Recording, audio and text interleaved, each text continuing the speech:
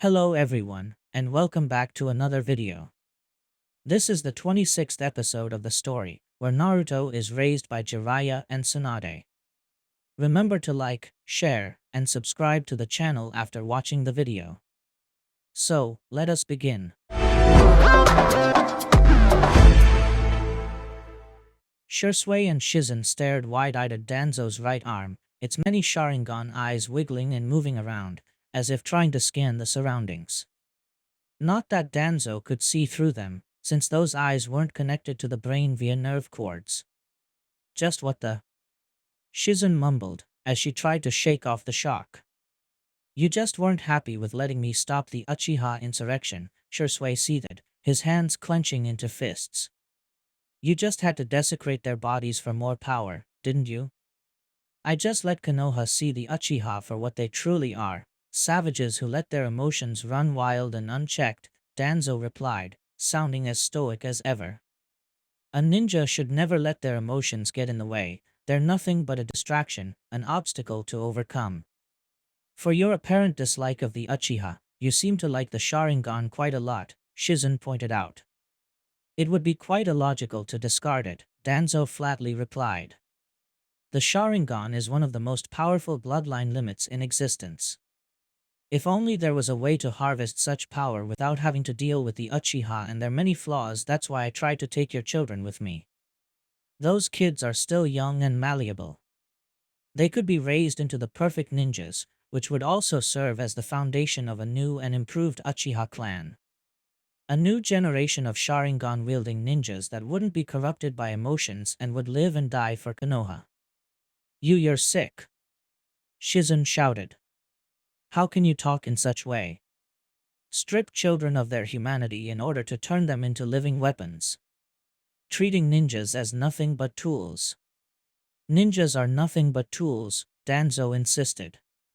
The moment we wear a forehead protector, we become the tools that will protect Konoha and slay its enemies, and sacrifice for Konoha if the need arises. A tool can't have room for emotions or loved ones. And the moment a tool can no longer be used, it must be discarded and replaced by something new. That's the way of the ninja. Your way, maybe, Shursui replied. One doesn't need to be a genius to see that you two are angry with me to the point of hatred, Danzo stated. And that's why you're going to lose. You let your emotions guide your actions. You may think that they're a source of power, but the power they can grant is very finite. Nothing compared to what discipline and determination can bring. How can you say you protect Konoha if you don't have loved ones? If you don't allow yourself to love? How can you be motivated to do what you do, if in the end all you're doing is protecting people that mean nothing to you at all? That's an egotistical point of view, Danzo replied, shaking his head. So, you only protect Konoha because it benefits a few people who are close to you? I don't need to have bonds to do what is right. And what about the information leaked to the Akatsuki? Shizen brought up, pointing an accusatory finger at him. How can you claim that it was for the good of Konoha? The Akatsuki are merely tools that can be used and manipulated for our sake. By hunting Jinchuriki, they deprive the other villages of their power, Danzo explained. And how is letting the Akatsuki get their hands on them any better? They have six-tailed beasts captured, for Kami's sake. Shursui pointed out, though he left out one half of the 9 tails. Do you know how much harm can they do should they decide to unleash them? Akatsuki might have the means to control the beasts, but so do we. Once Akatsuki captures all 7 foreign Jinchuriki, all we need to do is assault their base in Amigakure, Danzo said. Seeing Shursui and Shizen's confusion and shock, he decided to elaborate. Jiraiya's spies got multiple hints that lead to the leader of Akatsuki being in control of Amigakure, so that's where the captive-tailed beasts must be held. All we need to do is destroy AIM, take the tailed beasts for ourselves, and then Konoha shall reign supreme over the elemental nations. You're sick, Shizen hissed. No wonder you were always passed over for the title of Hokage.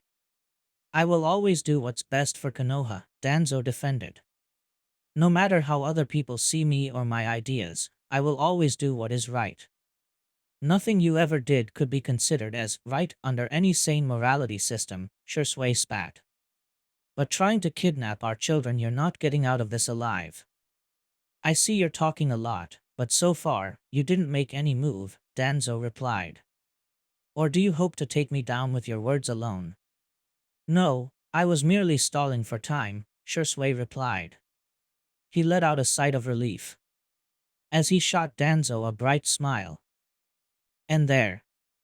I'm no longer under the effect of that Yamanaka jutsu that stopped me from using my own.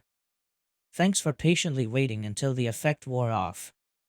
Danzo emoted for the first time that day, as a scowl developed in his face. You cheeky bastard. You're a strong ninja, I'll give you that. But unfortunately, your eyes are the only part of you worth salvaging. Yes, I believe that time for words have passed, Shui said, as his smile disappeared, replaced by a look of subdued anger, his Sharingan glinting with a red light. Now it's time for you to suffer just retribution for all the Uchiha you indirectly killed, as well as kidnapping my children. All who met Shui Uchiha would describe him as an anomaly. While most of the Uchiha clan members, back in the time when the clan boasted more than 100 ninja, used to grow either prideful, violent, or reserved, often believed due to the Sharingan's influence. Shui, however, was neither. He was a ball of sunshine, always smiling, cracking jokes, greeting politely everyone, even strangers, willing to support others when they were at their lowest, always willing to forgive and forget anybody who had wronged him. People said he was the light that shone in a clan engulfed by darkness. One of the few Uchiha who rejected the hatred that cursed their clan and embraced the will of fire that represented Konoha. Today, however, Shui wasn't like that. There wouldn't be any mercy nor forgiveness. Just this time, Shui would embrace the darkness and the hatred that coursed through the veins of any Uchiha. He wasn't worried, for he trusted his wife would snap him to his senses if he delved too much into the darkness. Still, it would be better to end this as quickly as possible. Reaching into his ninja tool pouch, Shui grabbed a pair of smoke bombs and tossed them forward, creating a huge cloud of smoke, while Danzo made 3 hand seals. His Sharingan impaired, Shui used the body flicker to appear behind him, and sank his tanto into his back, making sure to pierce his heart. Not finished, he pulled the tanto with one hand as he made hand seals with the other. Fire release, burning edge. The blade of his tanto was covered in a cloak of flames. Spinning over his heels, Shui delivered an horizontal slash at Danzo's neck, cleanly separating his head from his body, who fell forward with a thud. Nobody shall suffer for your machinations anymore, Danzo, Shui told his enemy's corpse. Shui put off the fire of his blade, before sheathing it back, as he walked towards Shizen. Man, that was easier than I thought. His minions were a far greater challenge, Shui said, sounding rather cheerful. Guess his age wore him down far more than the third. Suddenly, Shizen's expression was one of horror, much to the Uchiha's confusion. Shui, watch out. The Uchiha instinctively turned around, and his eyes caught sight of Danzo, his head still attached to his body, ready to thrust a kunai into him. Thankfully, he still had enough time to unsheath his tanto and parry the swipe before it could touch his skin. Shizen rushed forward, making hand seals. Water release, water gun. Shizen jumped into the air, her cheeks puffing, before expelling from her mouth multiple water bullets at the leader of Root, who disengaged Shui and jumped backward several times in order to dodge the attack. Shui quickly rejoined his wife. Just what the hell happened? Shui asked. I swore I killed Danzo. Maybe a clone? Or a genjutsu? Shizen offered, being just as confused as her husband. Shui shook his head. Clones immediately dispel or break down the moment they take fatal damage. And I doubt that Danzo can put me under a genjutsu. Besides, you saw me killing him as well, right? Yes, Shizen replied. You killed Danzo and then his body disappeared and reappeared behind you, completely unharmed. Save the 3 of us the bother of a battle, and surrender already, Danzo offered. Do it, and I promise the woman will live. You're far more senile than I thought if you think we're going to surrender. Shizen shouted. Come Shizen-chan. Let's attack together. We need to find out whatever's that jutsu. Shursui said, as he charged forwards. I'm right behind you. Shizen said, running as well. Danzo was as nonplussed as ever, though one could see a little of his annoyance. It made Shursui even angrier, the fact that the rude leader wasn't even taking this fight seriously. However, as they charged, Danzo brought his hands together and started to weave hand seals. Shursui immediately recognized those seals. Shizen-chan, scatter. Shursui warned, as he rushed to the left. Shizen nodded and headed into the opposite direction, just as Danzo was about to fire his jutsu.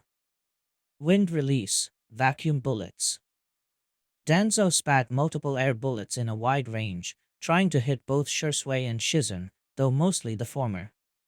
Thanks to his Sharingan, Shursui was able to pinpoint their trajectory and gracefully dodge all of them, while making several hand seals of his own. Fire release, Phoenix Sage Fire Jutsu. Shursui expelled multiple fireballs at Danzo in return. Danzo, however, also had a Sharingan, which allowed him to easily dodge them. However, he was so focused on Shursui, he didn't notice Shizen getting close to him, preparing a jutsu of her own. Potion Mist. Once again, Shizen cast her signature jutsu, expelling a purple cloud of toxic gas that quickly engulfed Danzo. However, even if the root leader held his breath in time, Shursui's fireballs ignited the poisonous cloud, resulting in a massive explosion.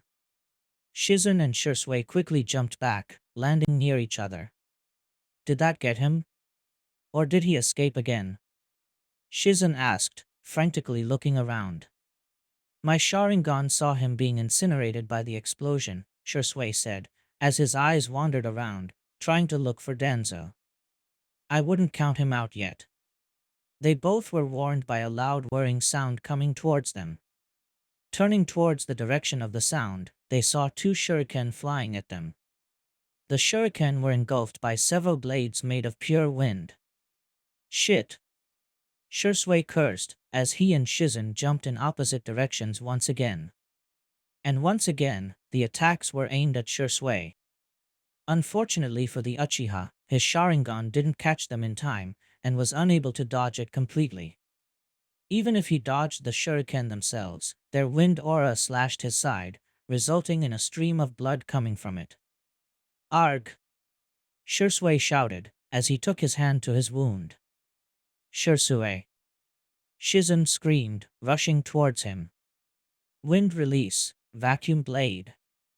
Danzo, who was a few meters in the direction the shuriken came from, held another two shuriken in his hands. He infused them with wind chakra from his mouth, enveloping them in a razor wind aura, before tossing them again. Shizen's hands weaved seals as fast as her dexterity allowed her. Water release, water wall. Using the water of the valley, a thick watery barrier emerged between the shuriken and herself. The wind-enhanced shuriken tried to force their way through the barrier, forcing Shizen to pour more chakra into her jutsu, until Danzo's attack was finally repelled. Phew, Shizen sighed in relief. But her relief was short-lived when, through the corner of her eye, saw Danzo rushing towards the now defenseless Shursui. Oh shit! This was just a distraction. Danzo reached Shursui, and catching him by the neck in a very strong grip. The Uchiha coughed blood. Now, time to recover what should be mine, Danzo calmly said, as his other hand shot at Shursui's eye, his fingers curved as if they were claws. However, before he could grab Shursui, Shizen appeared beside them, and grabbed Danzo's arm before he could gouge her husband's eye. You won't touch him! Shizen yelled, before slapping an explosive seal on Danzo's back, and sending him flying with a well-placed kick to the chest. While he was in the air, Shizen detonated the explosive tag, blowing Danzo's body to bits. With the root leader out the way, for the time being, Shizen directed all her attention to her husband. Shui, are you okay? I've been better, Shui said, coughing more blood. Thanks.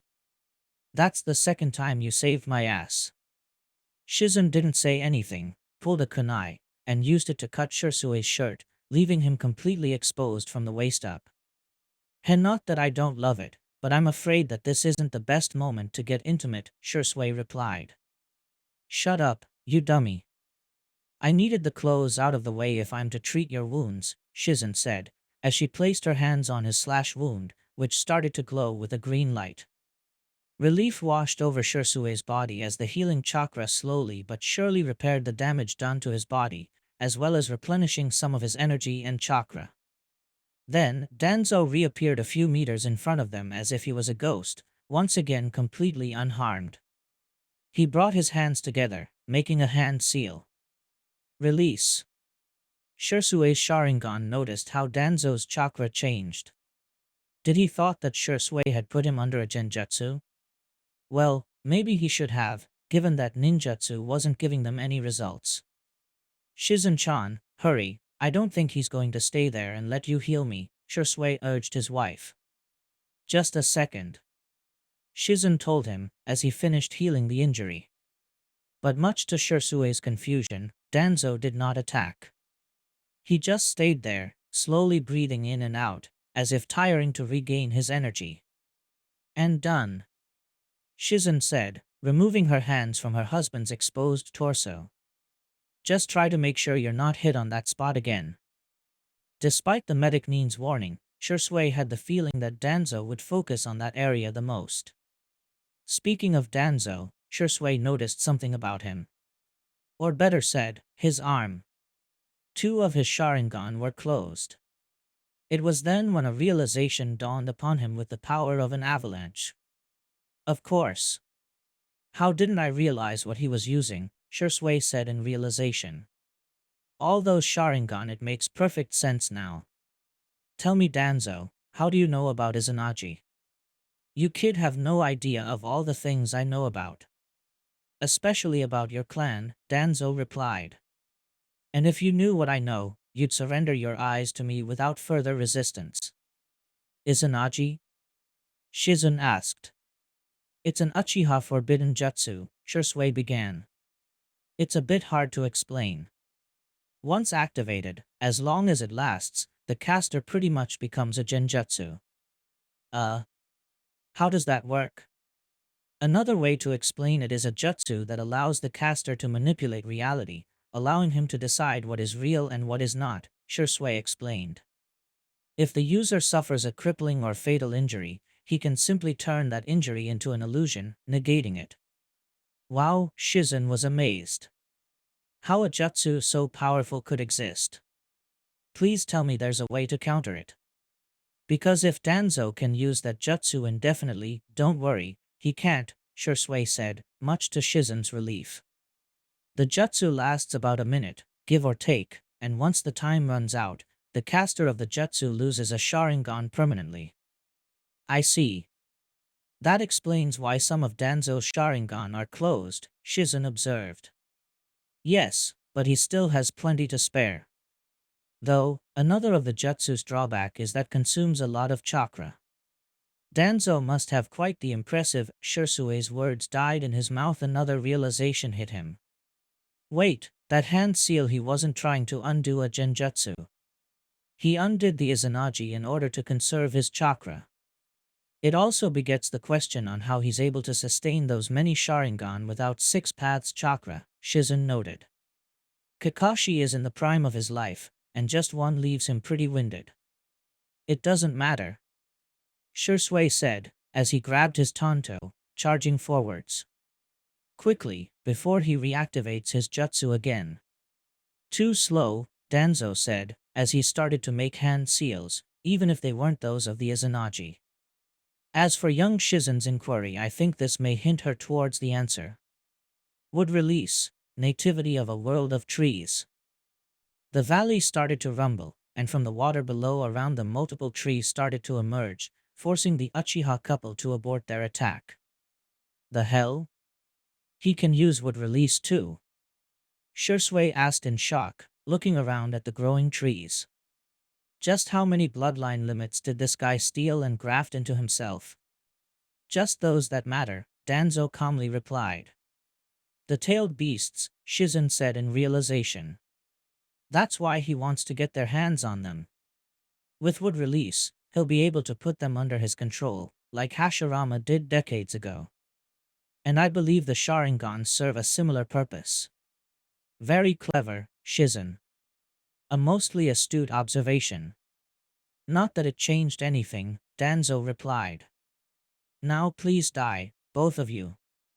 Danzo made another hand seal, and the trees and roots all shot towards the Uchiha couple. An attack from so many directions would be impossible to dodge. There was only one thing Shursui could do. Shizen. Shursui shouted, pulling his wife towards him, and wrapping his arms around her in a protective manner, before the two of them were buried under an avalanche of green. Even if Shursui and Shizen had no way of knowing it, this was the first time Danzo used Wood release in actual combat. He obviously trained it in secret, but never used a jutsu of such magnitude. Orochimaru splicing his genes with those of the first Hokage gave him a physical boost, but was unable to control Wood release properly. That changed, however, when Sai brought Rin's severed finger. Analyzing the finger, the root scientists found out that the way Rin's DNA was combined with that of Hashirama was way superior to anything Orochimaru attempted. And with sample of flesh, blood and bone tissue, his scientists were able to tweak Orochimaru's body modifications in order to make them more stable. This finally allowed Danzo to use and control Wood release. Indeed, sending Sai along just the group that went to aid the Kurogakure rebels was one of the best decisions he ever made. That should be it, Danzo said, allowing himself to breathe in relief. He calmly walked towards the spot where Shursui and Shizen had been. That jutsu had cost him some precious chakra, but thankfully it had been worth it. Plus it was better than sacrificing more Sharingan with Izanagi. Better finish the fight now before more of Shursui's allies could show up. Danzo knew he could beat the Uchiha, even with Tsunade's protege supporting him, but his odds wouldn't be that good if more people joined the fray. He knew for sure none of his men would walk near the valley. Hopefully, at least one of the eyes is still intact. As Danzo prepared to remove the vines, something burst from underground, much to the elder's surprise. Shursui and Shizen, wrapped around each other's arms and any worse for the wear, were inside what appeared to be a giant ghostly green ribcage. An equally large skeleton formed around the ribcage, before it generated skin and muscles, and finally, armor. What the? Danzo mumbled, as he was forced to jump backwards. You aren't the only one with a hidden surprise, you son of a bitch. Shursui angrily shouted. A drill-like spear appeared on the construct's right arm, and thrusted it at him. Now die already. Damn it, no time to reactivate the Izanagi. Danzo distressingly thought. This is my only chance to survive. Suddenly, a massive tree emerged from Danzo's chest, tearing his white shirt to pieces, and successfully stopping the incoming spear attack. Danzo detached himself from the tree, as he landed a few meters behind. Don't let him reactivate the jutsu. Shizen urged him. Shursui nodded, and made a hand seal. Susanoo, Tsukumo. Shursui's construct fired a barrage of green glowing chakra stakes at Danzo, but sadly, it wasn't fast enough, and the root leader quickly made the 3 hand seals in order to reactivate Izanagi. Many of the missiles pierced him, but Danzo simply disappeared, before reappearing completely unharmed. I didn't know you could use Susanoo, Danzo commented. I knew Itachi and Sasuke could use it, but I didn't even cross my mind that you had access to it as well, despite having 2 Mangekyo Sharingan. Such an oversight almost costed me dearly. Yeah well, like I said, don't presume that you know everything about me, Shursui spat. You're about to ARGH. Shursui fell to one knee, and started to cough blood again. His Susanoo quickly disappeared, as the Uchiha reached for his eyes. Shursui. Shizen shouted, kneeling beside him. I'm okay, Shui weakly said. I forgot how much chakra this shit consumes. I don't think I'll be able to do this again. I don't understand. Sasuke-kun doesn't have this problem when using his Susanoo, Shizen pointed out. Sasuke has an eternal Mangekyo Sharingan, which reduces the Susanoo's chakra cost to negligible levels. Plus he has a better hang of this power than I do. I only used it once before, and it was even before we started to date, Shui explained. I see. Anyway, let's not despair, Shizen said, as she applied the mystical palm jutsu to Shui once again, while also helping him back on his feet. I have faith that we can win this. You're grossly underestimating me, Shizen-san, Danzo replied. I'm sure you think that, because you were trained by Tsunade, that alone gives you an edge over me. Her grandmother and Hashirama-sama's wife, Mito Uzumaki, was my Jonin sensei. With all respect to Mito-sama, she did a piss-poor job with you then, Shirzue angrily spat. I'm afraid that yes, I quite never lived up to her expectations in certain areas. But that's irrelevant now, Danzo said, while making more hand seals. Would release, acid spore cannon. The water started to shake again, and a single, large green vine emerged from down below. Said vine was crowned by a large flower. The flower opened its petals, and fired a greenish-yellow blob at the Uchiha couple. Jump! Shizen shouted. Both she and Shui jumped in opposite directions. The missile crashed against the vines they were standing on until then, exploding into a yellow cloud. With a hissing sound, the concentrated corrosive spores quickly consumed them. The flower continued firing its acid projectiles at Shui, while ignoring Shizen. While this forced Shui into the defensive, it gave Shizen a chance to counterattack. She quickly formed several hand seals. Water release, water severing wave. Shizen expelled from her mouth an extremely thin, extremely pressurized stream of water towards the vine, cleanly cutting it in half. Good job, Shizen-chan.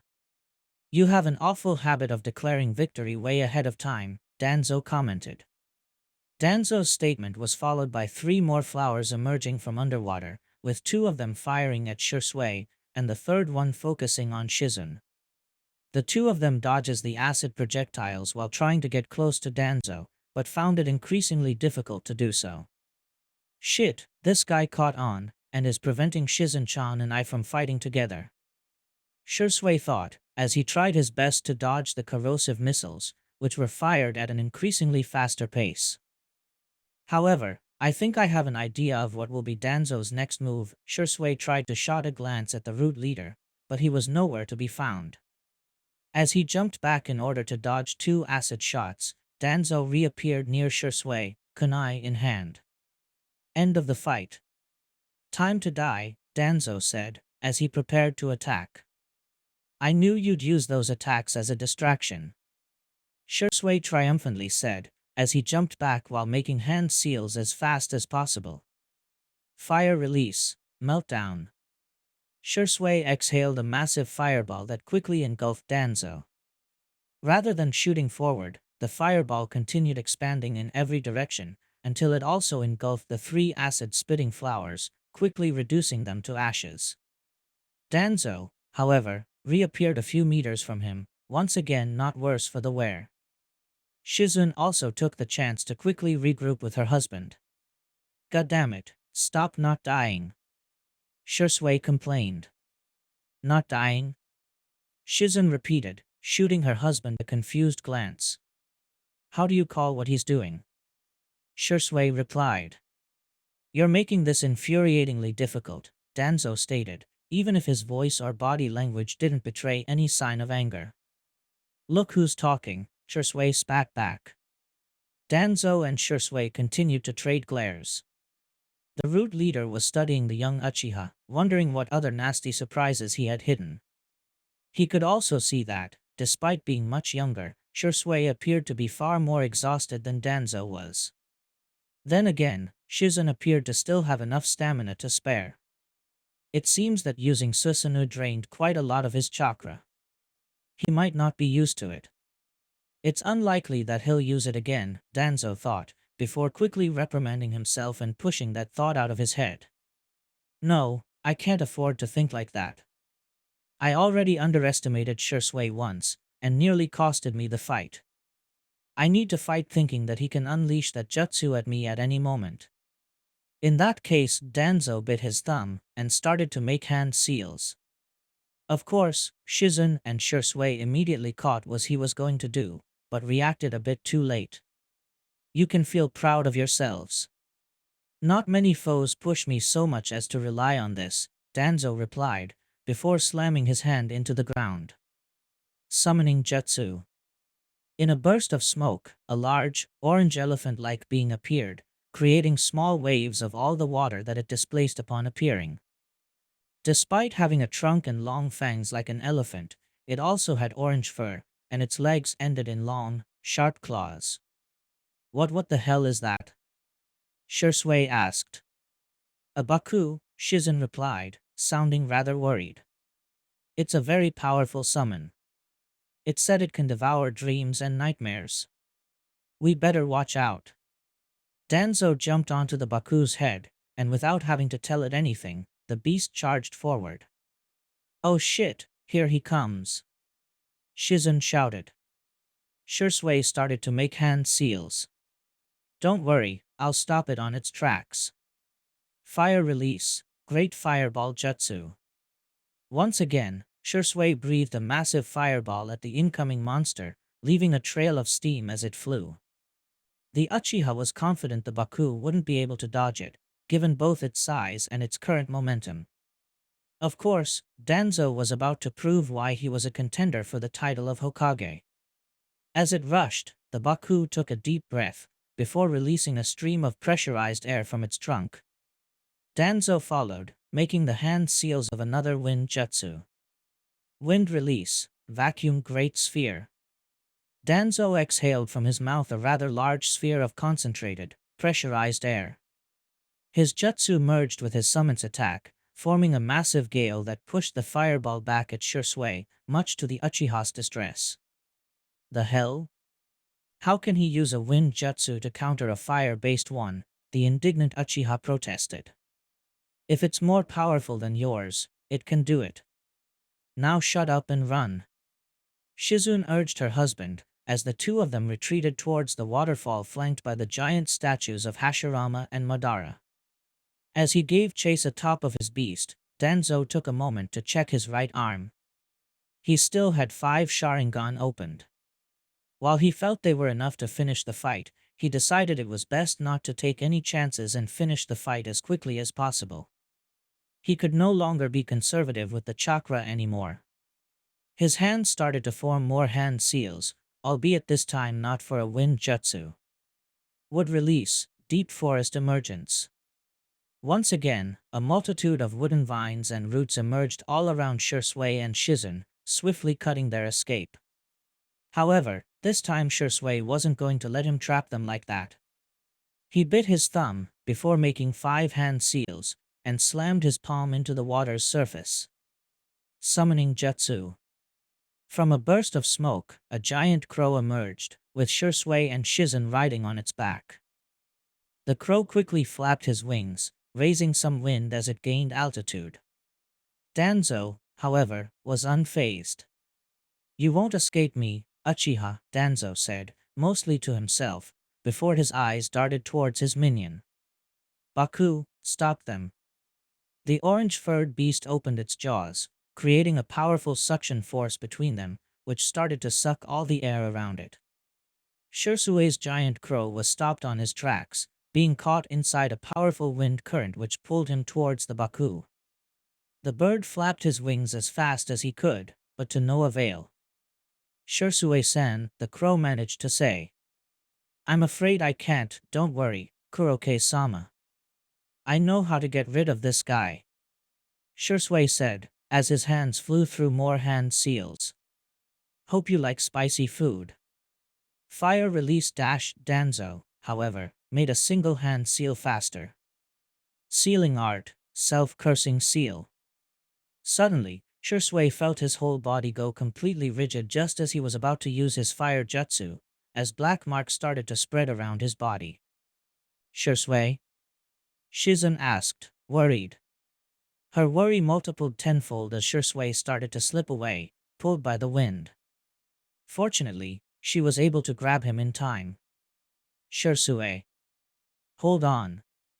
Shui tried to break the cursed seal with the force of his chakra, but sadly he found out it wasn't enough. Damn, when did Danzo place the seal? Shui inwardly asked, as he mentally reviewed the battle so far.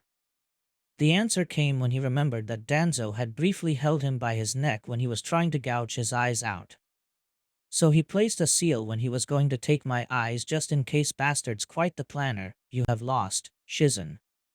You can't protect your husband and fight me at the same time, Danzo calmly said. As a show of respect to your teacher, I will spare your life. But only if you surrender now. Of course, being Tsunade's first apprentice, the black-haired medic had also inherited some of her master's stubbornness, and giving up wasn't a part of her vocabulary, especially when the life of a loved one was on the line.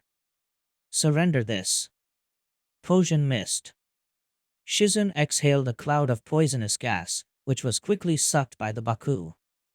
The effect was immediate, and the beast started to cough and cry in pain the moment he inhaled the toxic fumes.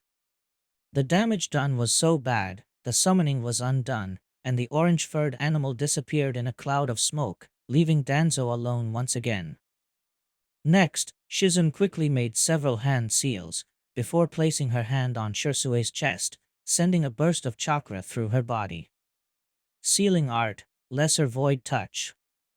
The effect was immediate, and the black marks spread around Shui's body started to vanish, and as they did, the Uchiha started to recover his mobility. Trembling a little at first, he managed to sit up with Shizen's help. Thanks, he said, rubbing his sore limbs. I lost on how many times you saved my ass already.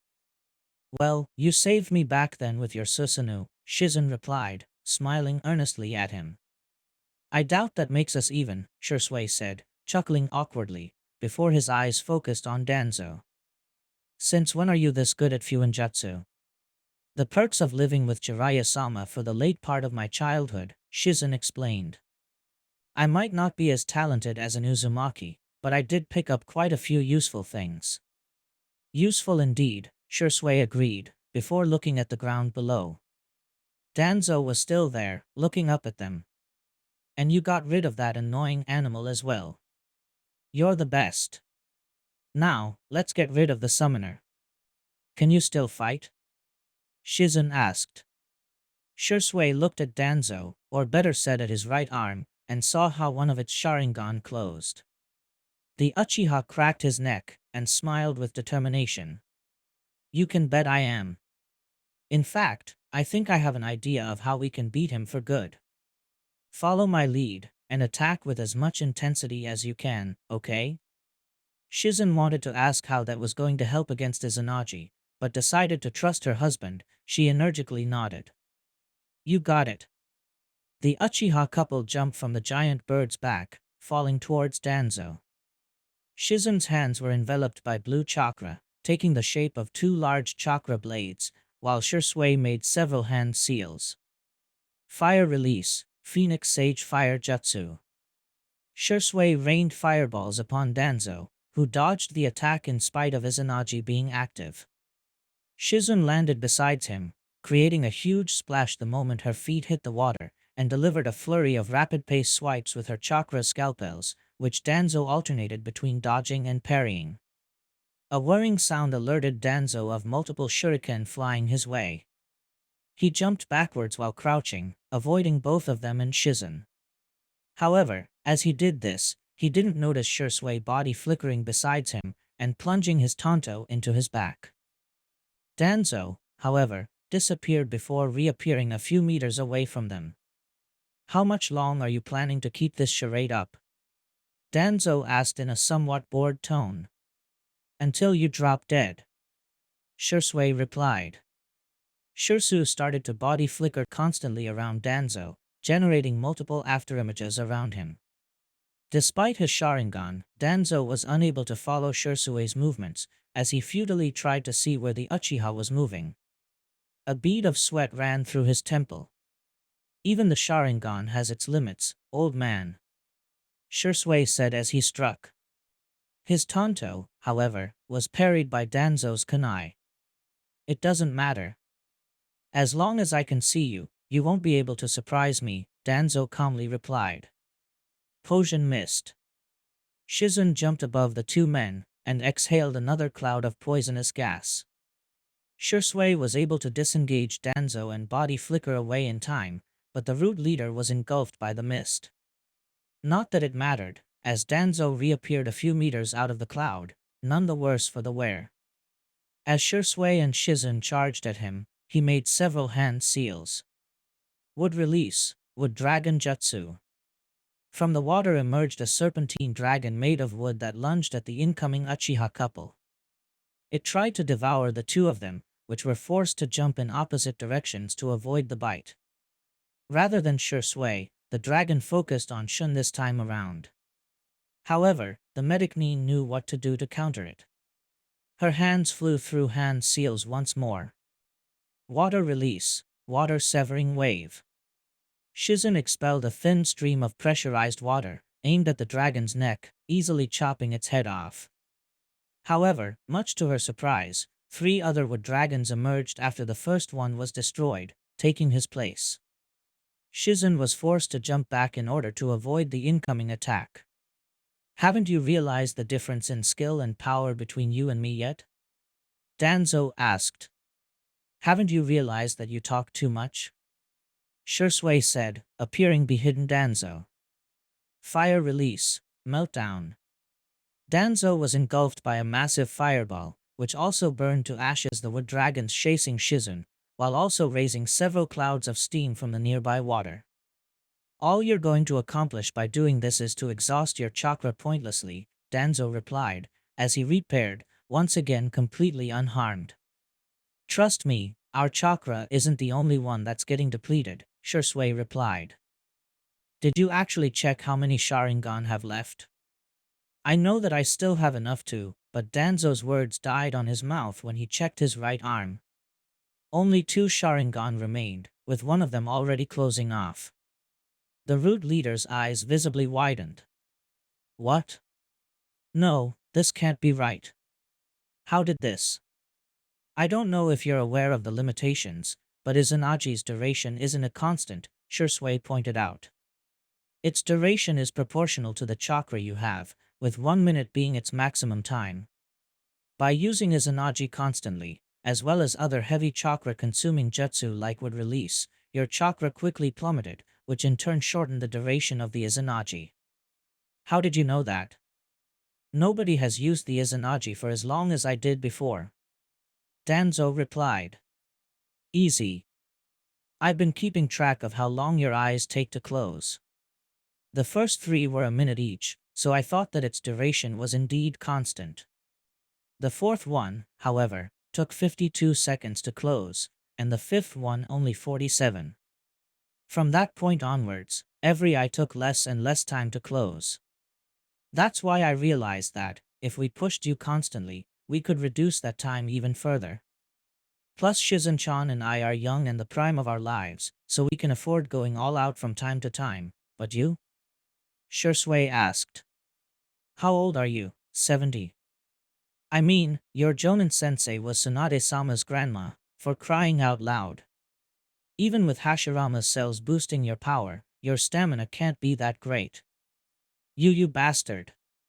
Danzo shouted, showing emotion for the first time.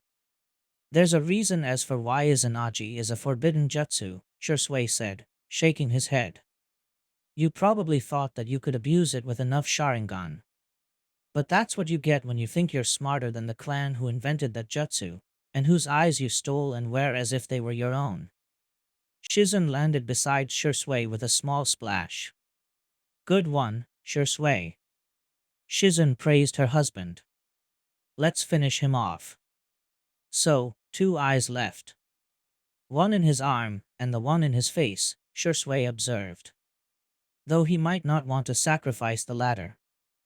Correction, Shizen said, smiling smugly. One eye left. Danzo saw how the last Sharingan in his arm closed. Not without a considerable amount of resignation, he made a hand seal. Cancel. Shirsue's Sharingan could see how Danzo's chakra shifted. It seems that he didn't want to use his remaining Sharingan left to fuel the Izanagi. Whose eye is that? Shirsue asked. In order to be so protective of it. Fugaku Uchiha's, was Danzo's laconic answer. He awakened the Mangekyo Sharingan during the Uchiha insurrection. Yet you didn't use it against us, Shirsue said. Do you plan to use it now as a last resort? I'm afraid I can't. Even with the regeneration provided by Hashirama's cells, my chakra levels are too low to use the Mangekyo Sharingan, Danzo explained. So, do you surrender then? Shirsue asked, as he menacingly walked towards Danzo, who made no effort to flee or even move. Or do you plan to die fighting?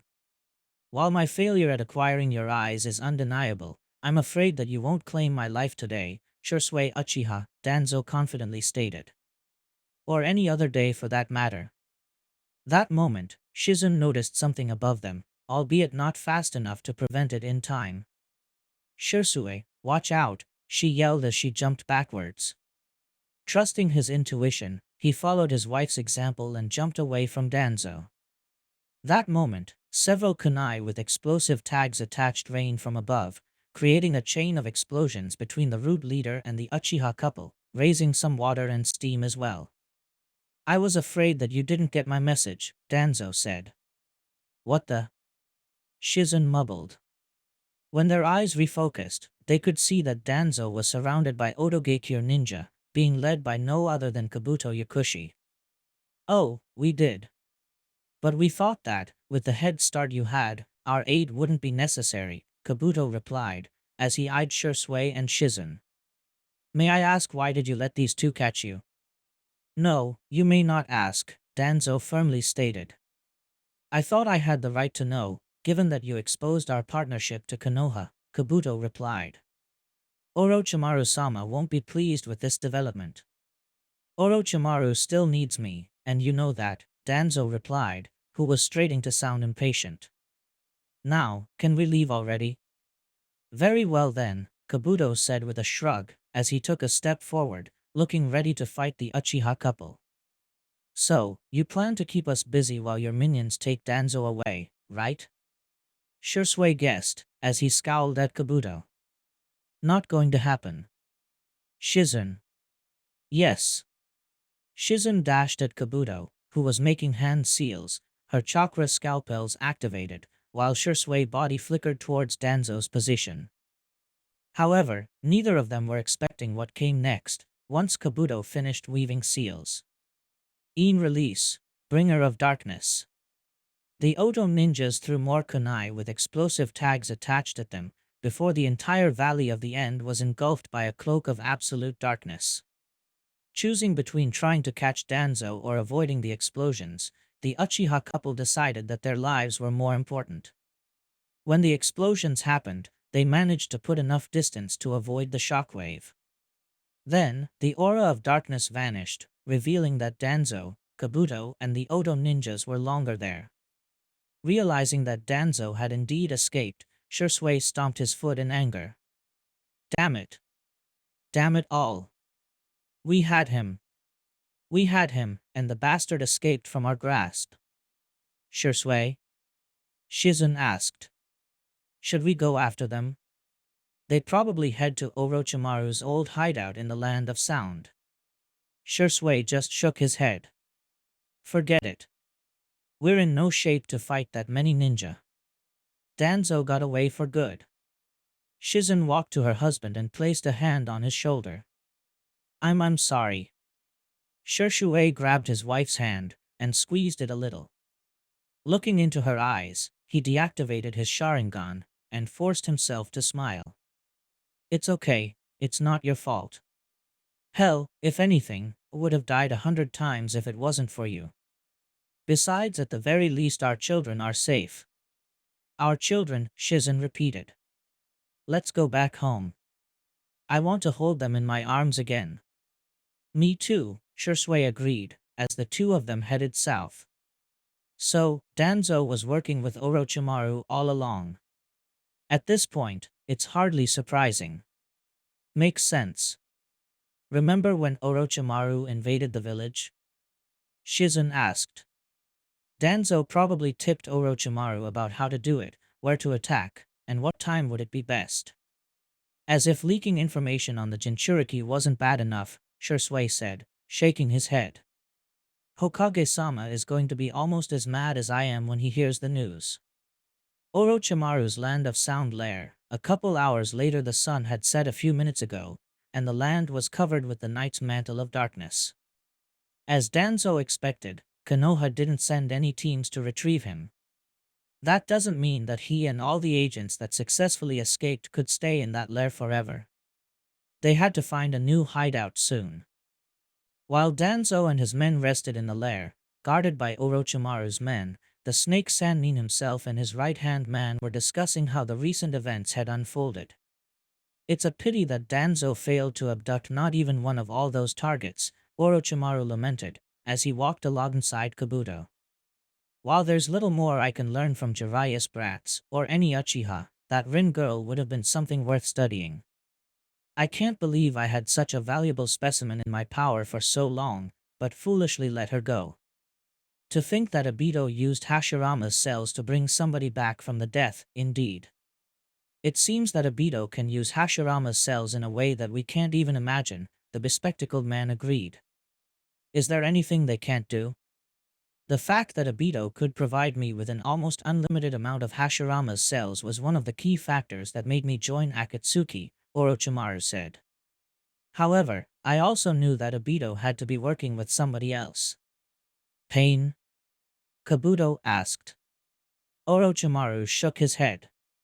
Obito isn't somebody with a background in biology, medicine, or any kind of science, and neither is Pain. If that was the case, they wouldn't have recruited me for Akatsuki. Plus, I've been investigating him, and I found a gap in his past that I've been unable to fill. What did he do between his apparent death and the Nine Tails attack on Konoha? The fact that Obito hides plenty of secrets is something obvious, Kabuto said. What about Zetsu? Our analysis shows that he also has Hashirama's DNA. Yes, Zetsu. At first I thought he would be Obito's benefactor. Yet for some reason, Zetsu acts subservient to Obito, not the other way around, Orochimaru pointed out. No, their dynamic makes no sense. That is, unless the two of them serve another. If that's the case, then who? If it's not Pain, nor that Tonari guy who's left? Kabuto asked. The only one I can think of would be Madara Uchiha, but even if he miraculously survived his fight against Hashirama, there's no way he can still be alive. Maybe not, but just like how Obito resurrected his childhood crush, who says that he might not try to do the same with somebody else? Like Madara? Orochimaru suggested. The implications of Madara coming back to life are chilling, to say the least, Kabuto said, remaining stoic, but showing some fear. That's why we must investigate what's Obito planning to do next, Orochimaru said. Then, he raised his left hand, and removed the Akatsuki ring from the little finger. And in order to do so, I can no longer be part of the Akatsuki. I see, Kabuto said, then a realization hit him. Wait, does that mean that we're going with the final phase of our plans? Indeed. Kabuto, make sure to move all our forces to the designated base, Orochimaru instructed. But make sure to relocate Danzo and his men somewhere else. While the old War Hawk still has his uses, he's no longer as relevant as he thinks. Understood, Kabuto said with a head nod. Before leaving, another realization hit him. Orochimaru-sama, does this mean that we aren't going to help Akatsuki with the remaining Jinchuriki? Regrettably not, the Sannin replied, shaking his head in disappointment. What a pity, I would have loved a rematch against Sensei that and that idiot Jiraiya if they only knew the power I possess now. I'm sure you will have another chance in the future, Kabuto reassured him, before both men left. Little did the Sannin and his lackey knew that his conversation had been heard by a certain somebody who didn't take Orochimaru's plans very kindly. "So, that's what you plan do to, you bastard," the unseen person hissed, speaking to no one in particular. "This betrayal won't remain unanswered, I swear that on my life." And the mysterious individual disappeared as well. After a rather long trip in order to escape from the land of lightning, Kisame and Deidara managed to reach their destination. For the most part, their prey, Killer Bee, had remained unconscious. The two Akatsuki members, however, made sure to check him frequently in order to ascertain that he was still alive. And now, it was finally time for the organization to claim its seventh-tailed beasts. On top of Kisame and Deidara, 6 shadowy astral projections were present in the underground cavern. The one member missing, though, soon became evident. "Where is Orochimaru?" Deidara asked. "I was going to ask that as well," Pain interceded. "I've been unable to contact him for the past few hours. Such thing would only be possible if he either died, or took off his ring." Tonari, Conan spoke, grabbing the Otsutsuki's attention. "Do you know anything about this?" The Tensigan wielder merely shook his head. "After capturing the 4 tails and helping to seal it, Orochimaru and I went our separate ways until the time to be recalled came. I'm afraid I have no idea of his whereabouts." "Orochimaru wouldn't dare betray us," the black half of Zetsu shouted, sounding beyond enraged. "I wouldn't put past that snake to do so," Obito replied, sounding only mildly disappointed. "He was a formidable asset, one that served us well, but keeping him under control was becoming increasingly difficult." "So, what are we going to do? Hunt him down?" Kisame asked, sounding almost eager to volunteer for the job. "For the time being, our mission comes first," Pain declared. "Once we seal this tailed beast, only the ones from Konoha remain. We can't allow Orochimaru to distract us from our goal when it's so close to completion." "Yes. Orochimaru shall be punished as he deserves once we are done with the tailed beasts," Conan agreed. "Now, let's not waste any more time," Pain continued, as he made several hand seals, before slamming his hand into the ground. Summoning Jutsu, demonic statue of the outer path. As usual, the gigantic statue slowly emerged from underground, its head and hands sticking above the ground, with the rest of its body still hidden. All Akatsuki took their place at the top of each finger. "Without Orochimaru, the extraction process is going to be even longer," Zetsu's white half complained. "All the more reasons to work harder than usual. Now let's begin." Kumogakure, Raikage Citadel. "What?" the Raikage roared, upon hearing the news. "Killer Bee has been kidnapped." "Who? How?" It was Akatsuki again. The Kumo Jonin delivering the news, was kneeling in front of the Raikage, his whole body trembling with fear, which became bigger as the Raikage's rage grew. "Why yes, Raikage-sama," Kei confirmed. "We identified them as Deidara, from Iwagakure, and Kisame, from Kirigakure. My partner, Jay, stayed behind in order to follow them to their lair." The third person present in the office, a dark-skinned woman with pale blonde hair, wearing a formal green kimono, while holding a few folders, spoke up. "Kisame and Deidara, our spies, told us those two were also behind the abduction of the 4th Mizukage," the woman said.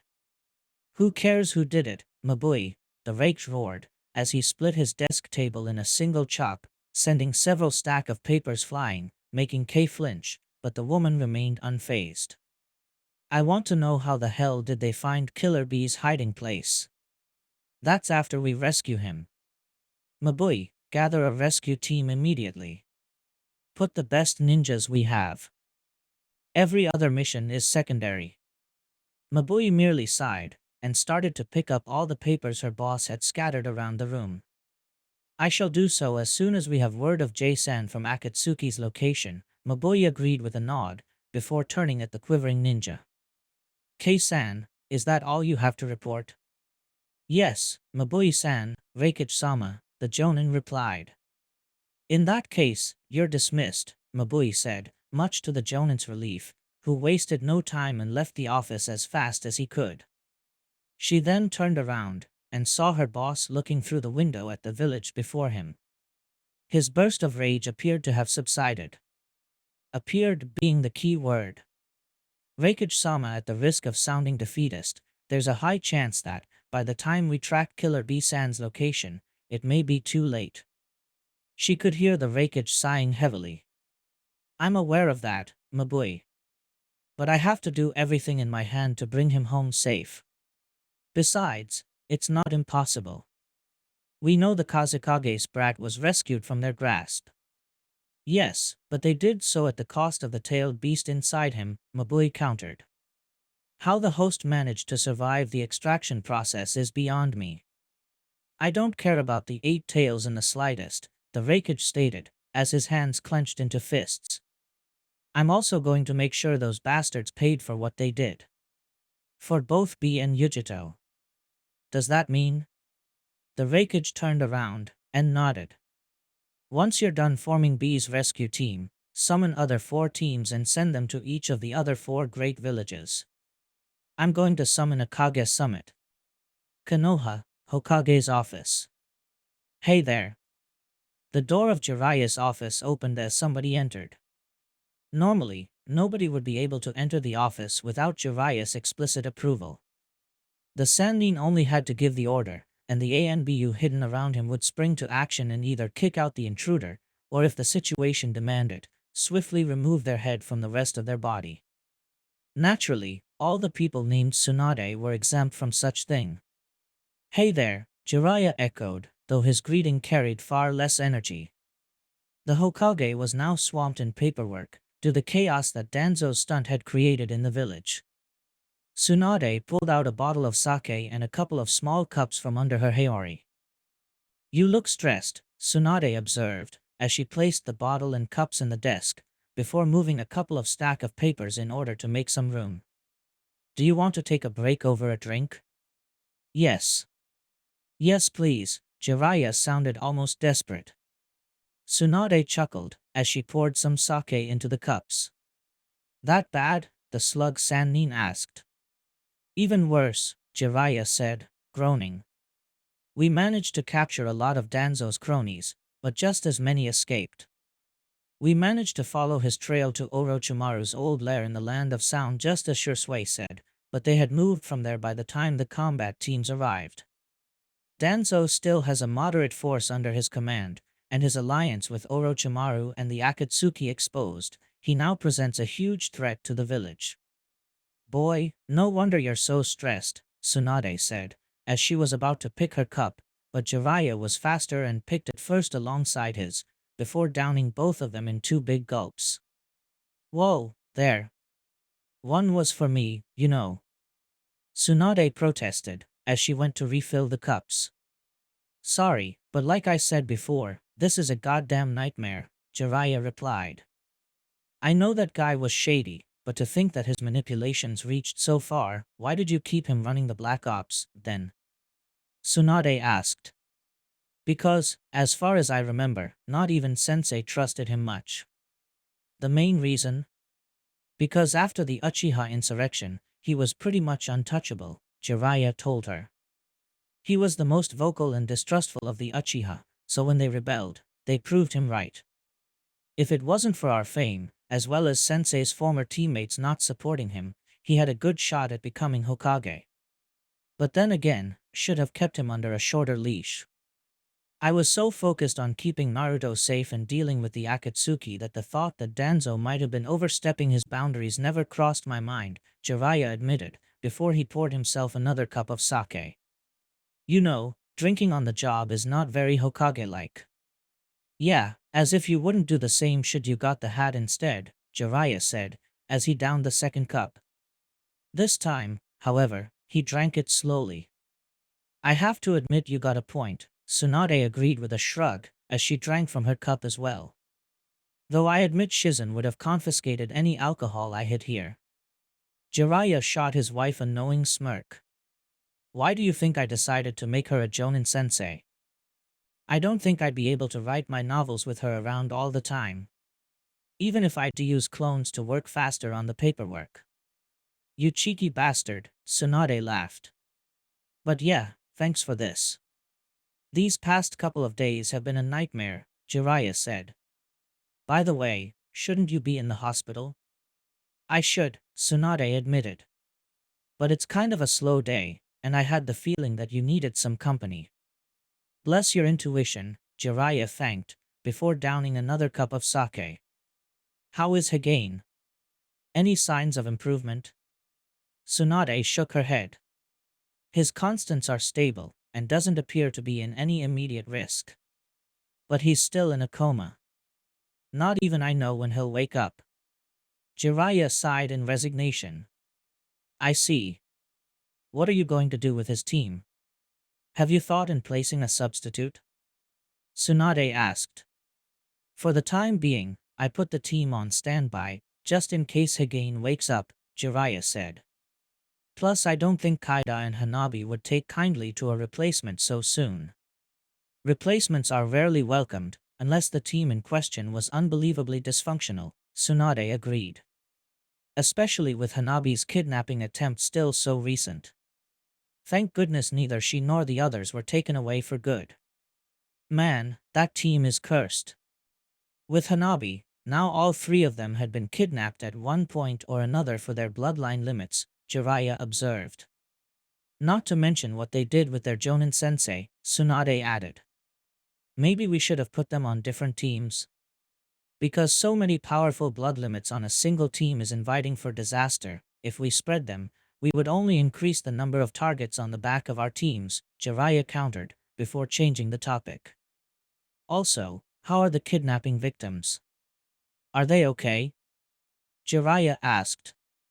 Rin and Hanabi are fine, thank goodness, as well as Shizen's kids, Tsunade said, her hand clenching into a fist when the still recent memory of her grandkids being abducted resurfaced. It seems Danzo instructed his drones not to harm the victims in any way, and lucky for us, they followed those orders as best as they could, Jiraiya said. Still, that makes little to soften their crimes, Tsunade replied, her face turning a little red. The next time Danzo shows his face, I'm going to beat it so hard, not even the best surgeon will be able to rebuild it. I hope you don't mind if I join you, Haim, Jiraiya agreed. First our kids, now our grandkids man, given that he's with a Hyuga, I'm afraid to think what's going to happen when Naruto has kids of his own. Let's worry about that in the future, Tsunade said with a hand wave. I'd be more worried if Naruto knocked up Hinata right now. Naruto watched as Hinata held the baby in her arms, gently rocking her into a peaceful sleep. It was indeed a really beautiful image. Boy, you're a natural, Naruto praised her. Well, given that my mom was busy running the clan, I had to help her a lot with raising Hanabi-chan, Hinata replied. Though she wasn't this little when I got more involved in her upbringing. Still, seeing you like that makes me think you'd make an awesome mother, Naruto praised again. And mother? Hinata stuttered, as her cheeks turned pink. Naruto-kun, it's too soon for haha, calm down. I don't mean now, the blonde laughed. I mean in the far future, once we're done with all this shit. Oh. I guess I got carried away. Again, Hinata admitted, his blush receding, but not completely disappearing. Yes, it would be wonderful if we had kids of our own one day. I think you'd also make for a great father, Naruto-kun. You think so? Thanks. Naruto replied, grinning at her. Of course, you made a wonderful job taking care of your little siblings as well. They pretty much kiss the ground you walk on, Hinata said. That moment, Haku entered the room. The ice ninja looked a bit exhausted. Okay, it took some time, but I managed to get Shiro-kun to sleep, Haku said, sounding a bit tired. Did you guys expect to go back to do D-rank missions after being promoted? Because that was exactly what they were doing. Not a personal favor to Naruto's surrogate sister, but an actual remunerated mission sanctioned by the Hokage. Shizun had insisted vehemently for a team of Jonin or special Jonin to take care of her children from now onwards, and if possible, somebody who had her complete trust, such as Naruto and his friends. Despite the fact that Danzo's goons coming back for a second kidnapping attempt were pretty much minimal, Jiraiya was unable to make her change her mind. Let's hope Shizun Nichin doesn't get all overprotective of them now, Naruto said, shaking her head. Give her some time. It's only natural that she feels apprehensive right now given what happened, Haku replied. Her and Shisui-san's failure in bringing down Danzo had to exacerbate her fear for her children. You know, I'm kind of happy that Shisui and Shizun Nichin failed to kill Danzo, Naruto said, much to Hinata and Haku's surprise. That way, I'll be able to do that myself. The bastard was leaking information on the Jinchuriki to the Akatsuki. Not only Utakata and Rashi could be very much alive right now, but you two almost died fighting against pain, and Hagane is in a coma because of Tonari. Danzo's hands are stained by not only the blood of the Jinchuriki, but of all the people who were wounded or killed by the Akatsuki he helped. I can't believe one of Konoha's esteemed elders was a traitor, Hinata murmured. What does that say about us? About our village? To let such a monumental betrayal to happen? You'd think that, after the Uchiha insurrection was suppressed, other potential traitors would take the hint, Naruto grumbled. Apparently, that wasn't enough. Given that he escaped, it's obvious that that man will come back to finish the job. Even if he might not try to kidnap bloodline limit possessing individuals, that man had a plan, and we better get prepared for when he comes back, Haku interceded, before he looked at Naruto. Naruto-kun, did Hokage-sama told you anything about that man? Naruto shrugged, and slumped his shoulders. Not much, Dad hated his guts and didn't like to talk about him. All I know is that he and the old man Hokage used to be rivals, and always opposed any initiative that involved allying with another village, or strengthening the bonds we had with an already allied village. He was of the belief that alliances shouldn't be trusted, and that a friend today can become tomorrow's foe. What a jaded outlook on life, Hinata lamented. Wonder what kind of experiences he went through to develop such a pessimistic view on humanity as a whole. Hearing that, it's a miracle that all of our alliances managed to survive like they did, Haku said. Hey, I'm remembering something, Hinata said. Sakura-san and Ino-san talked about a socially awkward pale boy who was an ANBU and came with us to help Mei-san win the Civil War. Said boy turned out to be a root agent working for Danzo. It is possible that Danzo sent him to sabotage any future relationship between both villages. Though it seems he didn't find the opportunity to do so, Haku concluded. Fortunately for us. Wait, you mean that guy that hanged out with Ino all the time? Naruto asked. He was a root agent. Did Ino know about that? It appears that she did.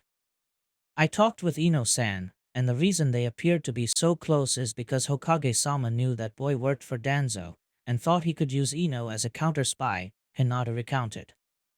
Though I do believe Ino-san did develop feelings for that boy. Boy, now I understand why Ino met with Dad on her own so often, Naruto said in realization.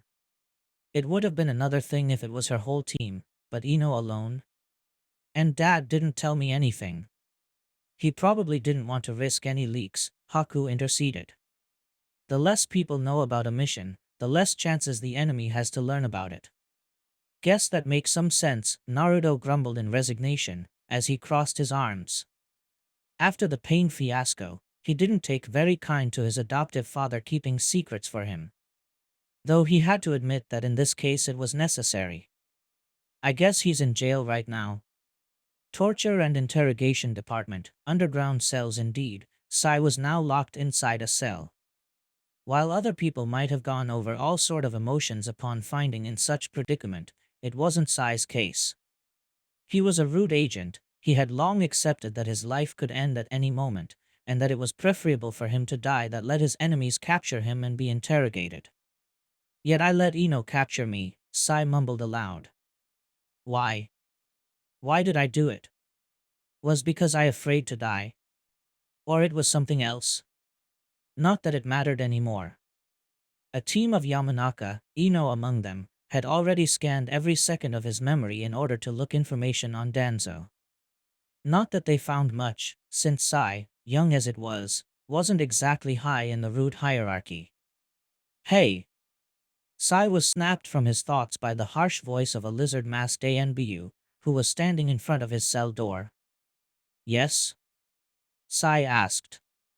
You have visit, traitor, the ANBU said, much to the pale boy's surprise, before he opened the cell door, and Ino walked in. Whenever you're done, call for us, Yamanaka-san. And if he tries to attempt anything funny, shout and we will be here in an instant. That won't be necessary, Ino told the ANBU. I already proven who's the stronger of the two. Besides, he's wearing chakra-suppressing manacles, right? Even then, being cautious won't hurt, the ANBU said, before locking the door once Ino was inside. I'll return in half an hour. Very well then, Ino said, before turning her eyes towards the prisoner. Hello, Sai. How are you? Good, I guess, the root agent replied, sounding as calm as usual. He raised his head and looked at Ino in the eyes. Why are you here? I wanted to talk with you, Ino replied, crossed his arms. I thought you could figure as much. I asked because every corner of my mind had already been scanned by both you and your clansmen working at TNI, Sai explained. So you aren't going to learn anything new with a further interrogation. Ino rolled her eyes and let out a small groan. I said I came here to talk, not to interrogate you. You wish to make small talk with me? Sai asked, sounding genuinely curious. Not small talk, Ino said, growing exasperated. Then what? Sai asked again. I want to understand you better. I want to know how somebody who went through the root brainwashing thinks, Ino said. So when the time comes, we will be able to undo it. So, you don't plan to execute me, nor any of my fellow root agents? Sai asked, genuinely surprised. No. We do know that your complicity with Danzo wasn't voluntary, at least for most of you, Ino explained. Hokage-sama thinks that executing a ninja for the crimes of another is something morally reprehensible to do. And frankly, I agree. See? This is why Jiraiya isn't fit to be Hokage, Sai retorted. Instead of disposing of his enemies, he lets them live, allowing them another chance to strike him down again. Or maybe allowing them a chance to see the error of their ways and turn a new leaf, Ino countered, as she crossed her arms. Sentimentalism has no room in a ninja village. A Hokage must do what's best for Konoha, Sai retorted. So that's it?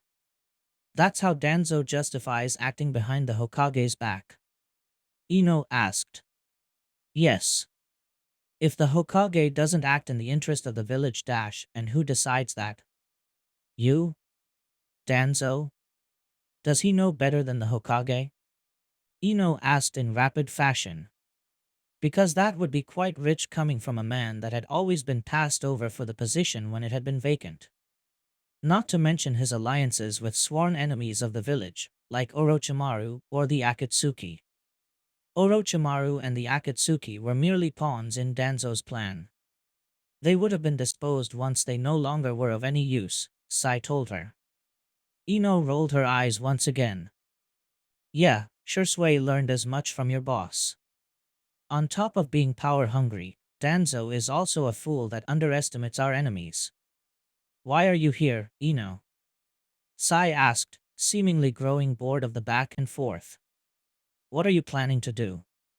I won't change my mind. Yes. Yes you will, Ino replied, sure of herself. Danzo didn't strip you of your whole humanity. There's still something there, buried between layers of brainwashing and mental conditioning. And I plan to bring it to the surface. How are you so sure? Sai asked. Because if you were as much as a drone as Danzo hoped to make you, you wouldn't be alive, Ino replied. Remember our fight? I littered the ground with explosive tags. You could have stepped on any of them, and end it.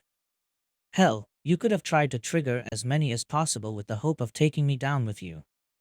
Sai didn't say anything. He merely lowered his head, averting his gaze.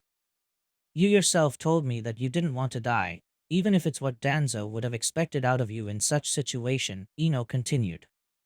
How does that make you feel, Sai? The fact that a man ordered your death against your wishes, simply because you failed your task. Sai remained silent. Ino then decided to play her last card. I know about Shin, she replied. This appeared to elicit some sort of reaction from Sai, but he quickly masked it. Of course you do. You scanned my mind, Sai dryly said. I know that you loved him like a brother, Ino continued. And I know that you didn't take kindly when Danzo ordered the two of you to kill each other. Shin's illness solved the dilemma. But even then, without Danzo, the two of you could have lived. Tsunade-sama could have treated him. You must know that, and there's no way you can't not resent Danzo for it. Once again, silence was Sai's response. Ino decided that that was enough. I see you're no longer in the mood for talking, Ino concluded. I'll leave now. Though don't think for a second that I'm not coming back. Ino called the ANBU outside to open the cell door, allowing her out before being closed again, leaving Sai alone with his thoughts. Konoha Hospital. Despite the kidnapping attempt, Rin declined the Hokage's offer of a few spare days in order to recover from the experience, and decided to dutifully continue her job at the hospital. While being kidnapped is indeed a distressing experience, it kind of loses impact when you have been literally killed. Though then again, it wasn't even the first time Rin was kidnapped. She felt happy that this time she didn't end with a tailed beast sealed inside. Then again, for Rin her job at the hospital was therapeutic, as the sheer monotony filled her with nothing but calmness, something she desperately craved after coming back to life. The hours went by as she checked on the patients she had assigned with. She then noticed that the door of the patient she was about to check next was ajar. She knew that room, it was where the Hokage's youngest son was. Opening the door a little, she was relieved that the white-haired boy was still there. There was also a brown-haired man wearing the standard Konoha uniform sitting in a chair besides the bed. Hello, Rin said, as she entered. The man turned around and smiled a little. Oh, hello there. I came here to check on Hagane-kun, Rin stated. Understood, the man said, as he stood up and walked towards the door. I'll come back later. You don't need to leave, you know, Rin said, as she walked towards the unconscious Hagane. I'm not going to take that long. Oh, I see, the brown-haired man said. I'll make sure not to get in the way of your job. Thanks for your consideration, Rin said, as she started checking Hagane. Just like the medic Nin promised, she didn't take long. Hagane didn't show any change. At the very least, he was stable. Hopefully he would wake up in some time. After that, she changed the intravenous drip bag for a new one, and updated the report on his status. Okay, done, Rin said.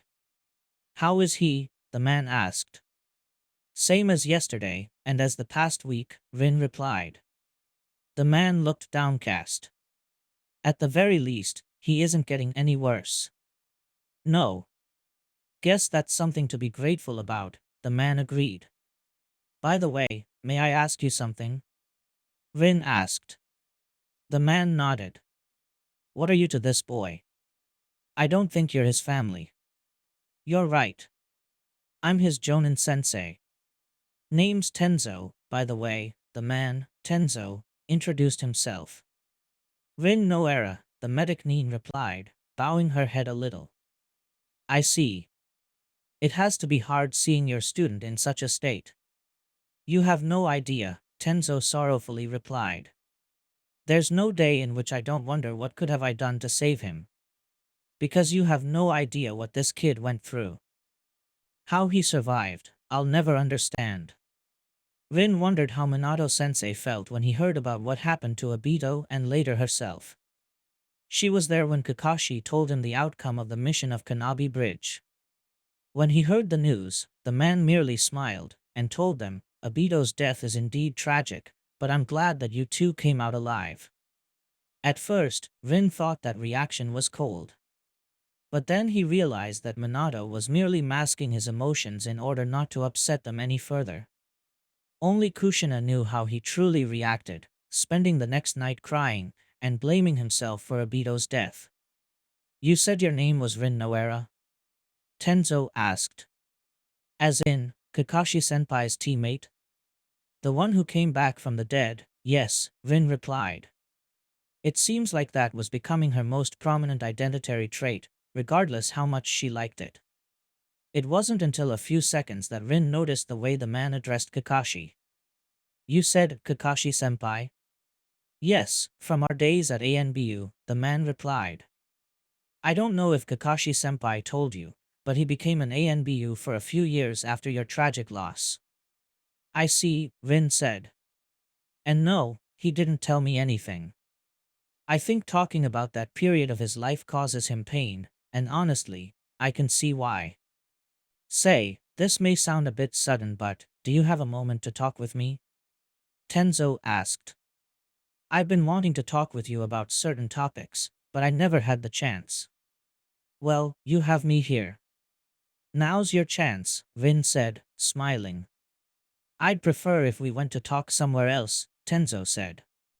Say, care to join me for a walk? The park behind the hospital would be a perfect place for a little talk.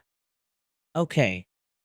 I think I could use a break, Rin said, as she and Tenzo left the room together. A few minutes later, they arrived at the park. Given the time of the day, it was mostly deserted. And quiet, very quiet, with only the chirping of the birds filling the air. Maybe that's why Tenzo chose it. Something Rin deeply appreciated. Tenzo then started to walk towards the grass, and much to her confusion, started to make hand seals. Then, to her even greater confusion and now shock, a bench of wood emerged from the ground. Tenzo took a seat, and motioned Rin to sit as well. As you can see, Rin-san, we have something in common that make us few of a kind, Tenzo said. Rin didn't say anything, and merely sat beside him, her eyes still wide open. I guess you probably wonder how I got wood release, Tenzo said. Why yes, Rin replied, stammering a little. Do you know Orochimaru of the Sannin? Tenzo asked. Yes, Jiraiya-sama and Tsunade-sama's other teammate, Rin explained. I know he's a missing nin now. Did he have something to do with your wood release? It was thanks to him that I got this power, Tenzo said. Orochimaru gathered 60 small children, orphans all of them so nobody would miss them, and tried to splice their genes with the first Hokage's cells. Of the 60 babies, 59 died. I'm the only lucky one who not only survived, but developed wood release. Rin brought her hands to her mouth in horror. That's terrifying, and that was only the beginning, Tenzo said with a nod. Shortly before the third and his forces could dismantle Orochimaru's secret lab, Danzo arrived first, found that I was alive, and took me under his wing, in order to train my power. So you were a member of Root? Rin asked. Yes. It wasn't a part of my life I cherished the most, Tenzo replied. Thankfully, Kakashi managed to rescue me from that life. Tenzo told Rin how his team clashed with Kakashi and other ANBU a few times, and Kakashi found about Tenzo's bloodline limit. Kakashi was able to convince Tenzo to abandon Root and join actual ANBU under his guidance. I wondered why Danzo never bothered to send any agents to take me back, Tenzo said, as his gaze fixed into the blue sky above. But then again, given that both your and Kaida's would release is far more refined than mine, I can see why he decided to pass me over. Not that I'm complaining. I knew that Danzo had spies following my moves, Rin revealed. But I didn't know he'd be bold enough to kidnap me like they did. Tenzo opened his eyes wide in surprise. Come again? How did you know that? Ino Yamanaka warned me, Rin replied. During the wedding, she took me to give a short walk. Using her telepathy, She warned me that Danzo had several agents shadowing me, in hopes to acquire some of my DNA. While many people in Konoha wanted to replicate the first's would release, Danzo was especially fixated with the ability, Tenzo mentioned. And given what Shisui-san and Shizen-san told us, now we know why. There's something I don't understand, Rin said, as she grabbed the hem of her skirt. Why did the Hokages let this happen? Why did they let Danzo do as he pleases? Why did they let him have his own army not loyal to Konoha or the Hokage, but him? Because Root is Konoha's Black Ops division, Tenzo replied. Root carried missions that were beneficial to the village, but that the Hokage couldn't be seen approving. That's why Root members hide their identity, and don't wear headbands or any other symbol that may trace them here. But why? Rin repeated. Imagine this, Tenzo replied. The Fire Lord has a new counselor. Said counselor has a very poor view of ninjas, and is trying to convince the Fire Lord to cut our budget. All our attempts at swaying the Lord to our side fail. That's where Root enters. A few agents would infiltrate him and kill the counselor. However, they would also make it sure the death was an accident, or frame a third party in order to deflect suspicions. That's awful, Rin said, grimacing in disgust. I can see why our budget is important, but resorting to assassination of a Lord's counselor, it's the dark side of the ninja world, Rin, Tenzo said, sighing a little. That's why Danzo was called the darkness of the ninja. Because he took the duty of carrying all that darkness on his back. That's why the Hokages never bothered him much and let him do his thing as long as he brought results. Danzo's job was something nobody else wanted to do, and it benefited the village, so the Hokages were eager to turn a blind eye on him. Rin's opinions of the past Hokage quickly plummeted. Even if his reign was short-lived, she even wondered if Minato-sensei was aware of all the shady stuff Danzo did, and if he purposefully ignored it, or worse, approved of it. Albeit, in the light of these past events, that was a mistake, Tenzo continued. I'm sure that Jiraiya-sama will close Konoha's Black Ops branch for sure. At least something good is coming out from this debacle, Rin replied. As a realization dawned upon her, she turned her gaze at Tenzo once again.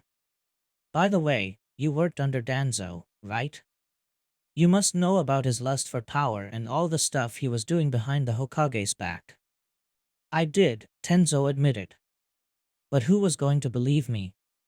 Danzo was one of Konoha's elders, and a personal friend of the third. And given his open distrust of the Uchiha, his reputation only grew after the failed insurrection. He used it as a way to criticize the third's way to rule the village, but thankfully he didn't gather enough support to claim the Hokage's hat. And thank goodness, Jiraiya-sama proved to be a popular and competent Kage. Still, given that Danzo is out there, I don't think he's going to give up his ambition of a Konoha under his rule, Rin stated. Tenzo nodded. That's for sure. Let's hope Jiraiya-sama makes his priority his capture and execution. Let's hope, Rin echoed, before standing up. Sorry to end our chat here, but I need to go back to work. It was nice to meet you, Tenzo. The feeling's mutual, Rin-san, Tenzo said, standing up as well. If you ever want to talk, I'm always willing to listen. Downtown Konoha, afternoon after spending the whole day with training with her students, and bidding them goodbye as each other returned to their respective homes, the black-haired medic Neen did the same. She couldn't wait to arrive home and spend some quality time with Shisui and their children. The training had left her legs a little sore, and she hoped that Shisui would be eager to give her a massage. Then again, Shisui was always eager to do anything if it involved touching a part of her body. Though, if she does a good job, I'll give him a little reward, Shizen said, as she smiled to herself. Maybe I could be the one handcuffed to the bed this time around. Shizen's kinky thoughts were dispelled when she saw something from the corner of her eye that caught her attention. Looking to the side, she saw her friend Kurenai, sitting alone in a bar, drinking and looking miserable. As the red-eyed woman's friend, Shizen's conscience insisted in seeing what was wrong with the Genjutsu mistress. I guess Shisui is home already, so no harm if I arrive a little late, Shizen decided, as she stepped inside the bar and sat near Kurenai. If Kurenai noticed her presence, the raven-haired woman didn't make it evident. Hey! Hey! Kurenai weakly replied, as she emptied her glass. So, Shizen began, as she fidgeted with her fingers, hoping to board the topic with a modicum of tact. I saw you here all by yourself, and decided that you could use some company. Guess I could, Kurenai said, her voice carrying a little slur. Another dash, Shizen grabbed Kurenai's hand, interrupting her, and shook her head. Better not. Whatever's the problem you're having, I'm sure drinking won't be the solution.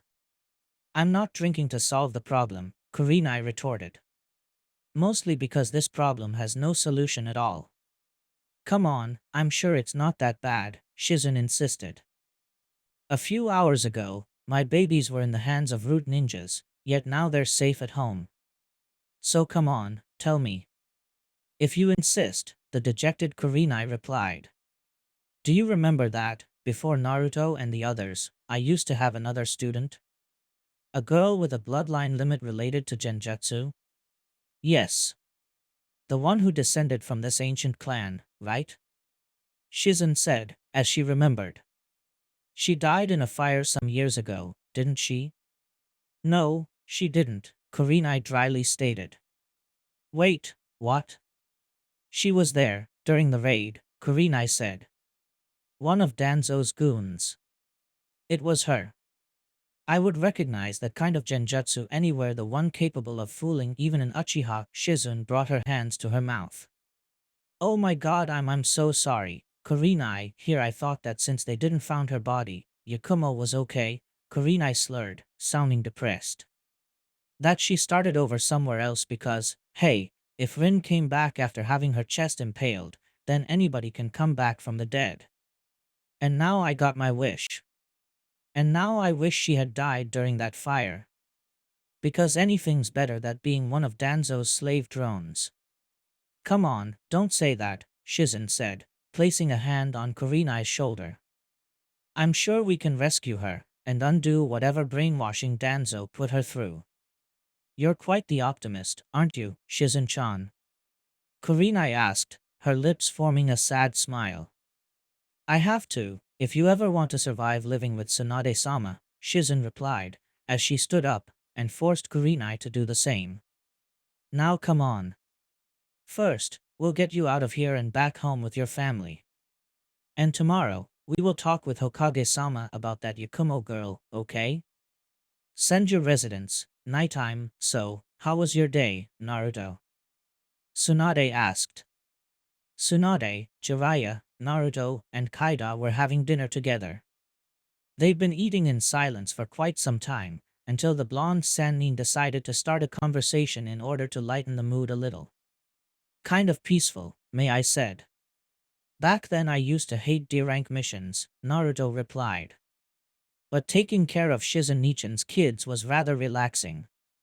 Yes. After putting your life on the line against the Akatsuki so many times, it's only natural that you appreciate something far less nerve-wracking, Jiraiya said.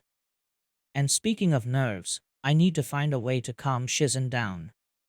I don't want her to blow her money hiring Jonin every day she needs a babysitter. Jiraiya, somebody tried to kidnap her children. Be a little more understanding, Tsunade chastised her husband. He should know better than anybody. How does that feel? Plus her children are way too little now. It's not like our kids, who can defend themselves now. Just give her time, Dad, Kaida chimed in. I'm sure she'll get better over time. Guess that's the only thing I can do, until a better idea presents itself, Jiraiya admitted. Though, I do hope that you don't get used to doing D-rank missions much.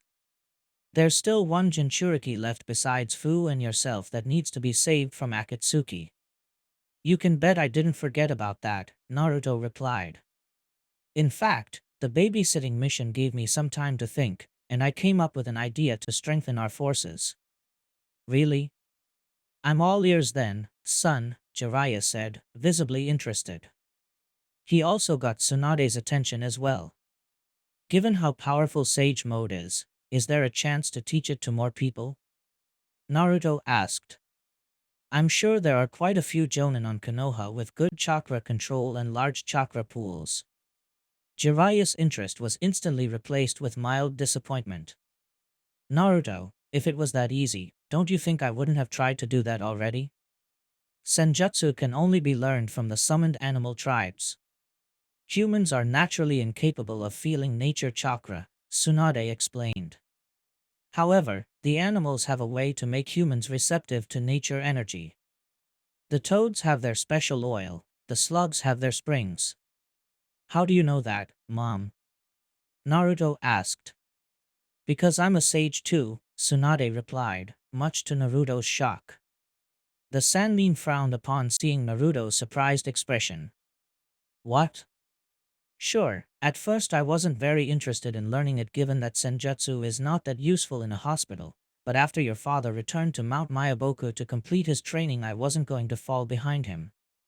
So you went and learned an incredibly ancient difficult art to master, just to one-up Dad, an incredulous Kaida asked, before she smiled approvingly. Yeah, I would have done the same. But you still don't have a way to make my idea possible, do you? Naruto asked. The hardest part of your idea would be to give the new apprentices a taste of nature energy. That's what the oil or the springs are for, Tsunade replied. Once done, the human body can sense and gather nature energy without any external help. Damn, the blonde cursed, as he slumped into his chair, dejected. Guess that this isn't as easy as when Hinataheim and I did that, Naruto trailed off, as an idea formed inside his mind. His eyes grew wide, and his lips curved into a huge smile. Of course, that's it. What is it? Jiraiya asked. Quick, Dad, summon Pa right here. I know how my idea can work, an excited Naruto said, almost in a shout. Kumogakure, Raikage office. Next day as expected, the news of Killer Bee's capture by the Akatsuki hit every ninja in Kumogakure like a sledgehammer to their hearts, especially so soon after Yujido's own abduction. Still, other than the Raikage himself, nobody took it worse than Karui, Omoi, and T, Killer Bee's students. No, it can't be, Karui cried, her hands flying to her mouth. T quickly went to comfort her. This is terrible. Way more terrible than any scenario I can imagine, Omoi said, also shedding some tears as well. What are we going to do now, Raikage-sama? T asked. For the time being, the only thing we can. While I have my best hunter-nin tracking Killer Bee's whereabouts, I'm going to summon a Kage summit in order to deal with the threat of Akatsuki, the Raikage stated. He then walked towards Karui and handed her a scroll. You three shall go to Konoha, and give this to the Hokage personally. We won't fail you, Raikage-sama, Karui said with a nod. She wiped her tears, put the scroll inside a pocket on her skirt, and turned towards her two teammates. Raikage-sama tasked us with a mission of utmost importance. We shall not fail him. To Konoha, now. Omoi and T nodded, and followed their now unofficial leader out of the Raikage's office. Akatsuki Lair, unknown location turns out, even with Orochimaru's absence, the sealing ritual had ended way sooner than any of the Akatsuki had anticipated. Hee, funny, White Zatsu laughed. Because while they were sealing he ate tails, Killer Bee burst into smoke, leaving an octopus tentacle in his place. Zetsu's laugh was followed by a deadly silence, as everybody tried to make sense of what just happened. Pain looked into Kisame and Deidara's general direction. What's the meaning of this? The Akatsuki leader asked.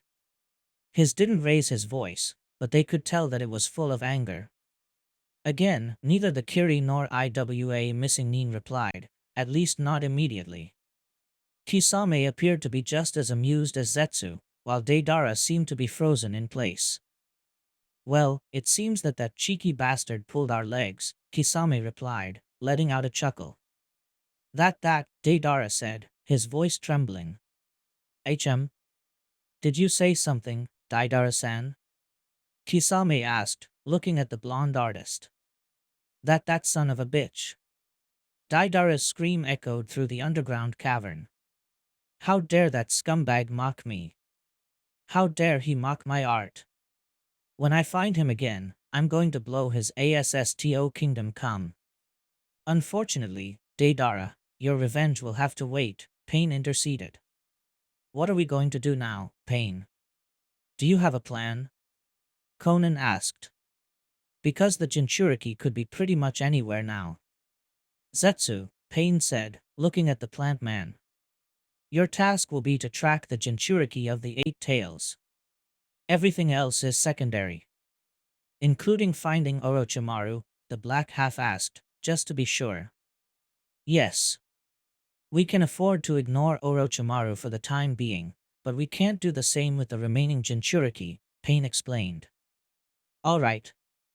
The trail might be a bit cold, but I'll do my best to find him, the white half said, as his astral projection vanished. What about us? Tonari asked. What should we do until Zetsu-san finds the Eight Tails? I was planning to capture the Jinchuriki of the Seven and the Nine Tails once we were done with the Eight Tails, but we can't wait any longer, Pain said. We must capture them, and seal them as soon as possible. Konoha is very protective of their Jinchuriki, especially in the eyes of our recent actions, Kisame said. Who are going to be the lucky ones to infiltrate Konoha? All of us, Pain replied. And it won't be an infiltration. We will launch an open attack on Konoha, crush anybody who stand in our way, and take the Jinchuriki by force. Yes. The time of being subtle has passed, Obito agreed, speaking for the first time. We'll attack Konoha in 2 days.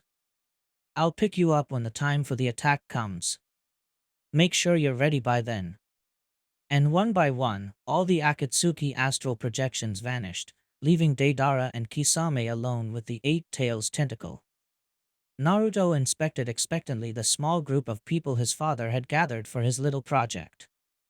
All of them people with very large chakra reserves, as well as minute chakra control. Interestingly, the majority of the group were girls: Shizen, Hinata, Hanabi, Fu, Karen, and Rin. The only men present were Asuma and Shursui. Besides Naruto was Fukasaku, who was also eyeing the group with a critical eye, silently judging if these apprentices had the potential to become sages. When Jiraiya summoned him, and Naruto told him his plan to teach other people senjutsu without having to sign the Toad summoning contract, or any other contract for that matter, the elder Toad was skeptical, but decided to help the blonde with his endeavor. Only time will tell if Naruto was right or not. Alright, is everybody here? I think so, Naruto said, as he cracked his knuckles. Hello, and welcome to Learning Senjutsu Like a Pro. I'm Naruto Uzumaki, your sensei. Naruto said, as he grinned widely, and gave the group a thumbs up. Naruto-kun? Hinata spoke. I think everybody here knows you. Yeah, can we start with the sage thing already? Hanabi impatiently asked. Agreed.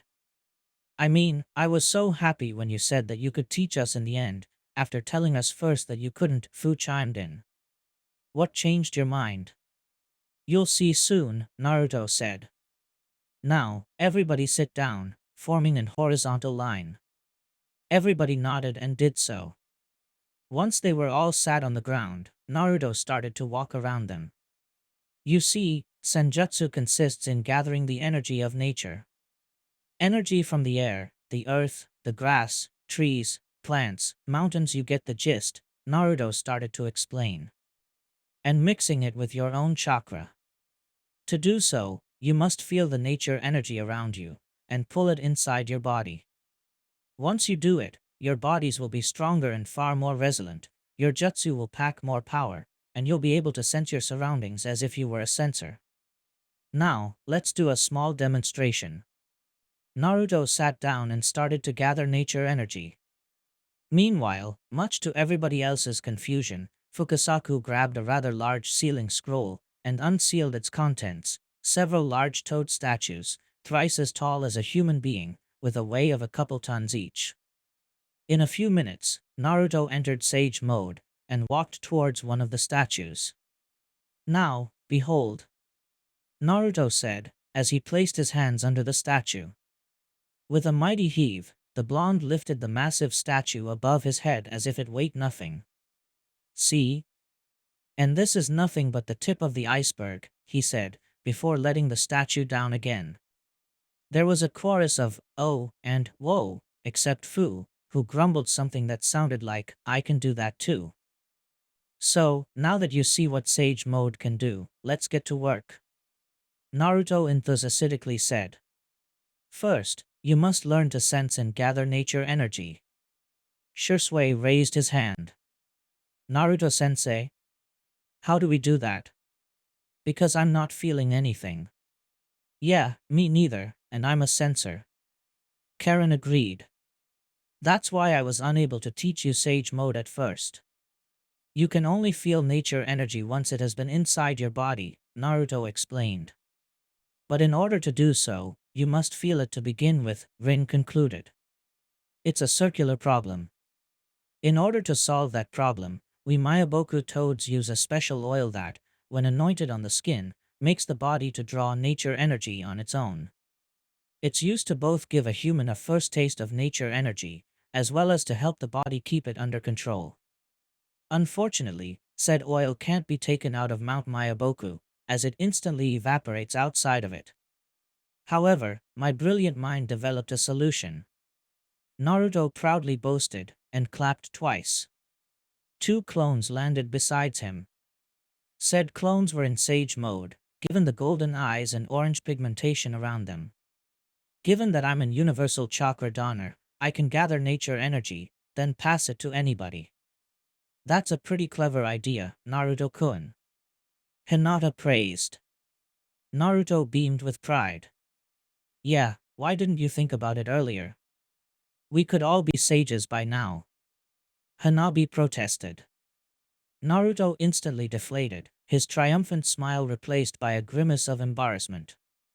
However, nature energy, if left uncontrolled, can be extremely dangerous, Fukasaku said, bringing the topic back in track.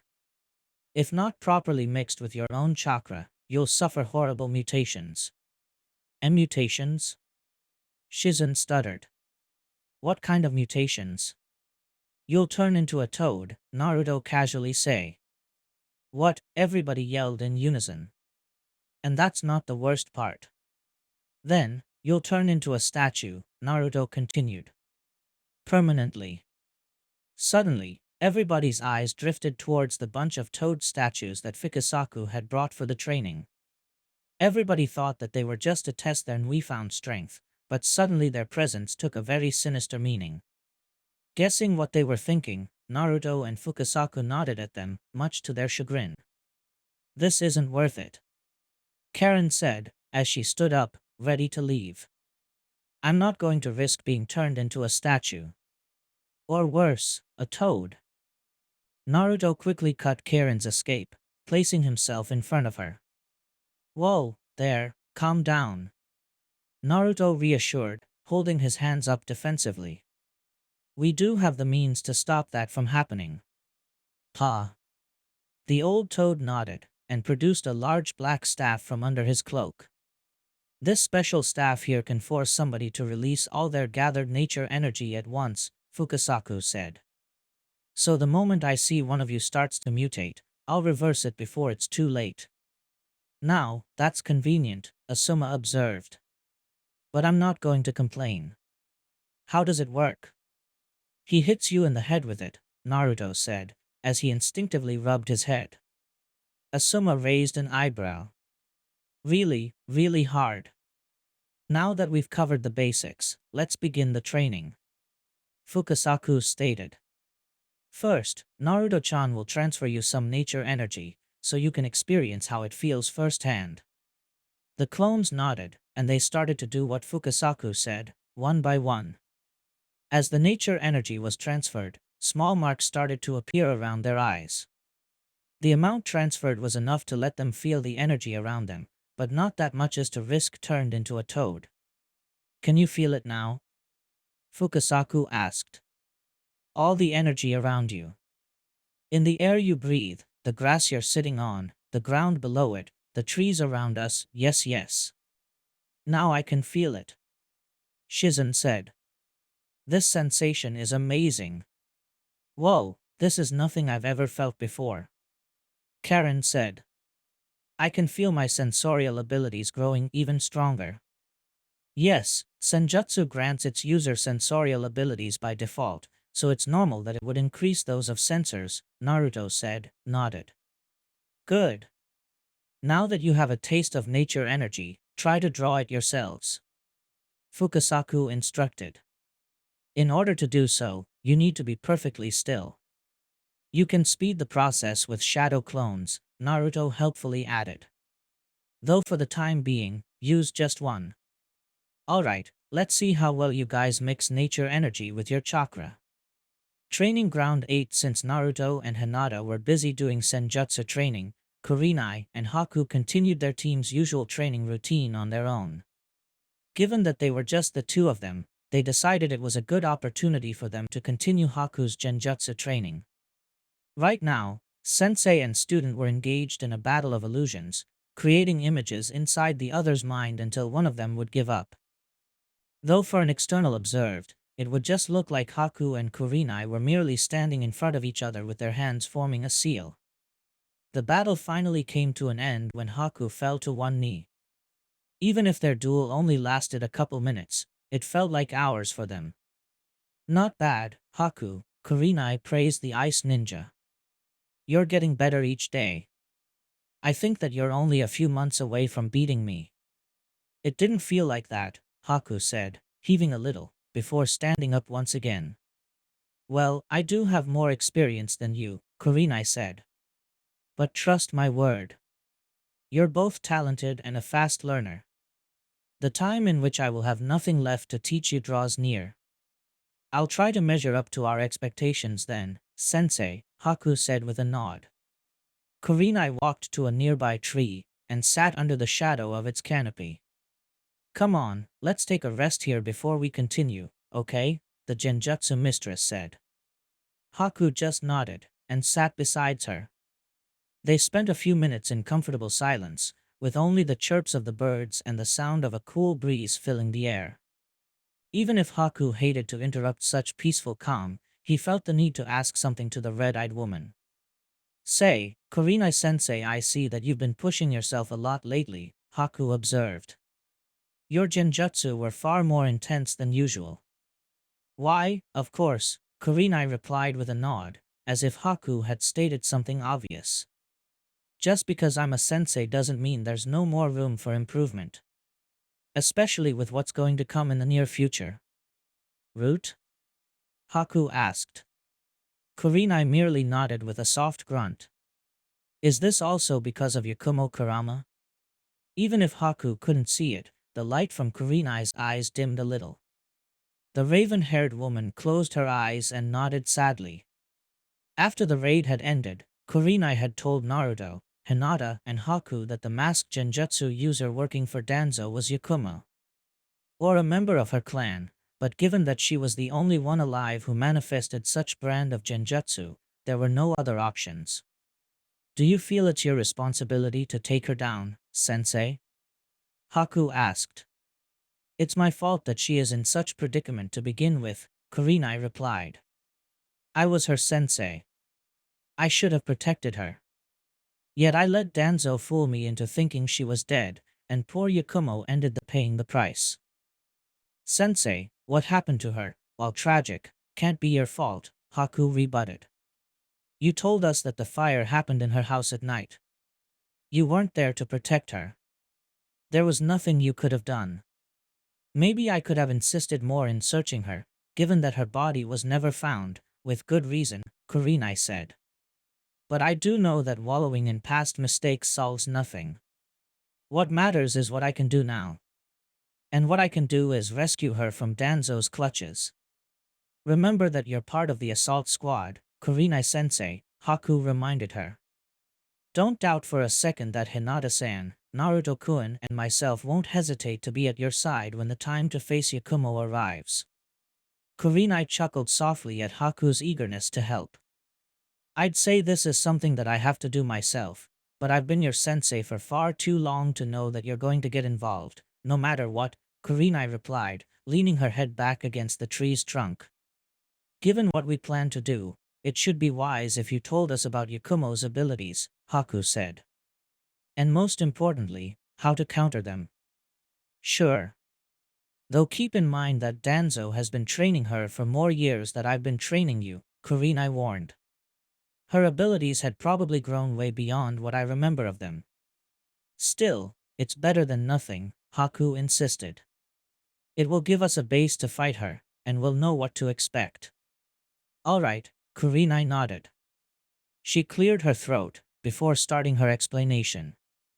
The Kurama clan were ninjas specialized in genjutsu, thanks to a bloodline limit of theirs. Said bloodline only manifested once every few generations, but once it did, it was extremely easy to recognize it. One of the hints is such a prowess in genjutsu so absolute, training is barely needed to training ground 25 back with Naruto, the blonde Jinchuriki and Fukasaku continued to oversee the sage trainees. As expected, they were having a lot of trouble properly keeping the nature energy under control, and mutations were common. Twack! Ow! Shizen whined as she rubbed her head. Naruto-kun, I think you're enjoying this too much. Hey, I'm doing this for your own good. Naruto replied, with a cheeky grin, as he tapped the anti-senjutsu staff against the palm of his other hand. Thankfully, Fukasaku had more than one, so Naruto could use several clones to keep watch over the trainees. You don't want to be a toad, do you? Shizen grumbled, and went back to the exercise. Twack! Ouch! Karen shouted. Do you need to hit that hard? Hey, if you want to stay a toad for the rest of your life, just tell me, another Naruto replied. Twack! Twack! Twack! Soon, the air was filled by loud protest of the indignant and very sore in the head trainees, complaining about Naruto's forceful methods, while the blonde and his clones tried to justify their actions. The argument was silenced by Fukasaku loudly whistling. Enough, the old toad shouted. Okay, I think it's time to take a break. You won't make much progress if you aren't calmed down. Let's resume the training in half an hour. The trainees nodded, and started to grumble among themselves as they got up and scattered across the nearby surroundings in order to find a good place to rest and nurse their pained skulls. Naruto, meanwhile, dispelled all his clones. And you, Naruto-chan, should be more careful with the staff, Fukasaku advised in a firm tone. A little tap on the head is enough to release all the nature energy gathered. A little tap on the head? Naruto asked, now him being the one sounding indignant. During my senjutsu training, I'm sure you almost broke my skull. Come on Naruto-chan, don't be such a complainer. A frail old toad like me lacks the strength to cause so much damage, Fukasaku said, shaking his head. Frail old toad my ass. Naruto protested. You showed me the power of senjutsu by lifting a giant-ass statue. While Naruto and the elder toad argued about the latter's strength or lack thereof, Shisui and Shizen decided to rest together. Man, Naruto really needs another way to release that pent-up energy, Shisui complained, as he rubbed his head. Care to lend me your magic hands? The black-haired medic frowned. Shisui, do not call them by that name out of the bedroom, understood? Shizen asked, as she started to heal Shisui's sore head. What if somebody heard you? Oh, come on, if they don't know the context, there's no way they can reach such conclusion, Shisui said, his grin being not so different from Naruto's when he was whacking them with the toad's staff. As Shizen healed Shisui, she started to wonder how much more she'll have to endure Naruto hitting her in the head with that staff. While she never gave much thought over never signing the slug summoning contract, she was now regretting it. Tsunade had lean red senjutsu under them, so it was possible. Plus it was probably much less painful. It was then a realization dawned upon her. Shisui? Shizen asked. Don't you have a summoning contract yourself? Yeah. With crows, Shursui replied. What about it? Couldn't the crows teach you senjutsu? Shizen asked. Shursue's eyes opened wide, and looked at Shizen as if she had confessed being unfaithful to him. Wait, the crows can do that? Shursui asked in shock. I mean, all summon tribes can use senjutsu, and teach it to humans, Shizen explained. That's how human sages came to be. Didn't you know that? No. Of course not. Shursui shouted, completely indignant. His expression of shock was replaced by a mask of fury, as he clenched both fists, which were vigorously shaking. They could have taught me senjutsu all this time, and here I am, letting Naruto break my head open. Oh, those carrion gobblers have so much explaining to do.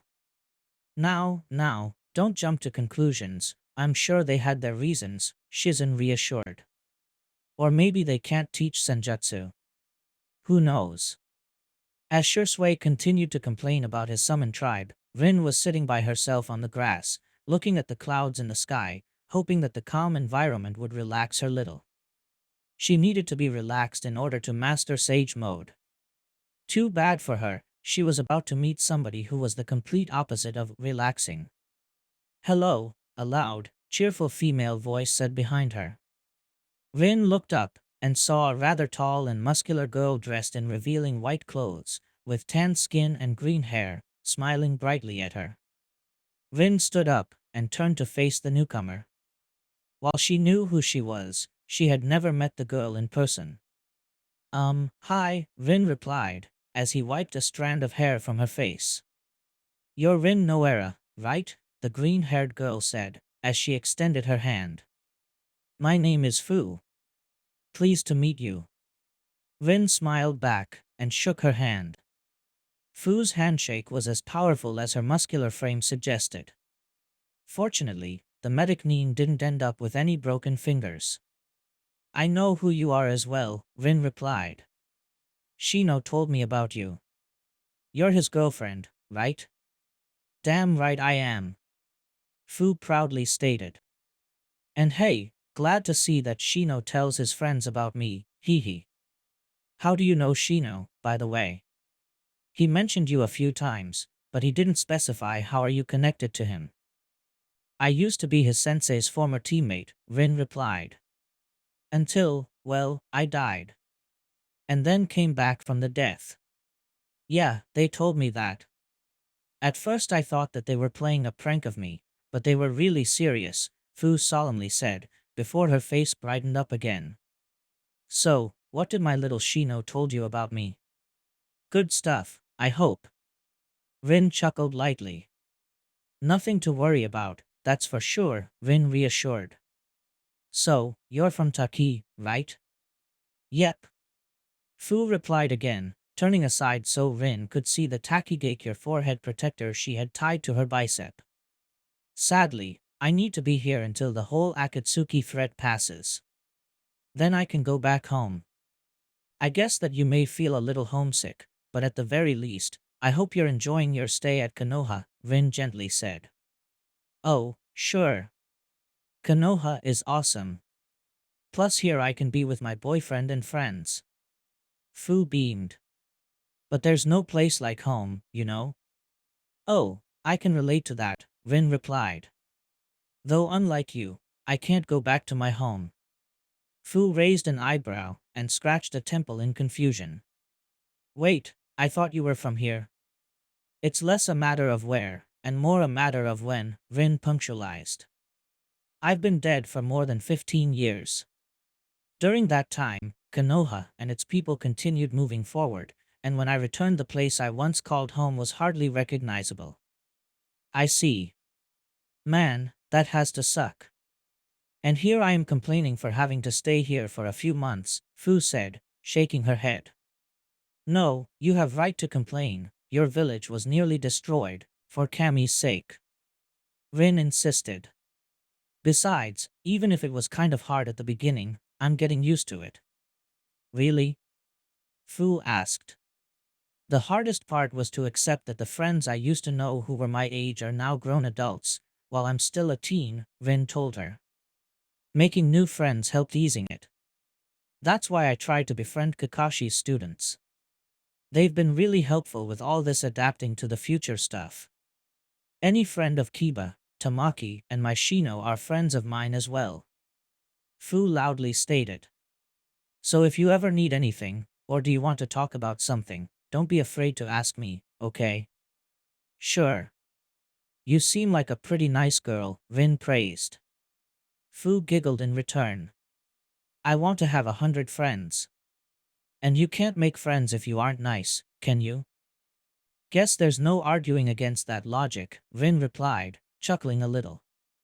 It's always great to have one more person I can call a friend. So, now that introductions are out of the way, how are you going with this senjutsu training? Fu asked. I was so happy when Naruto said that he could teach me senjutsu after he told me first that he couldn't, but man, this is much harder than I expected. It has to be. There's a reason as for why there are so few sages, Rin replied. I wonder if all of us here will be able to master it. Well, I won't rest until I master it, that's for sure. If Naruto can do it, then so can I. Fu energically declared. That way, when those Akatsuki idiots come for me, I'll give them an even bigger ass whooping I gave to Kakuzu. You seem determined. That's good, Rin praised, giggling as well. What about you, Rin? Fu asked. Any reason as for why you want to become a sage? Well, I'm mostly here because Hokage-sama asked me. I do have the requisites of large chakra reserves and good chakra control to become a sage, and hey, whatever helps Konoha, Rin said with a weak smile, before her expression turned more solemn. Though then, I realized that I also need this power to take down a certain somebody from Akatsuki. Akatsuki are after you too? Fu asked, sounding even more interested. Are you a Jinchuriki as well?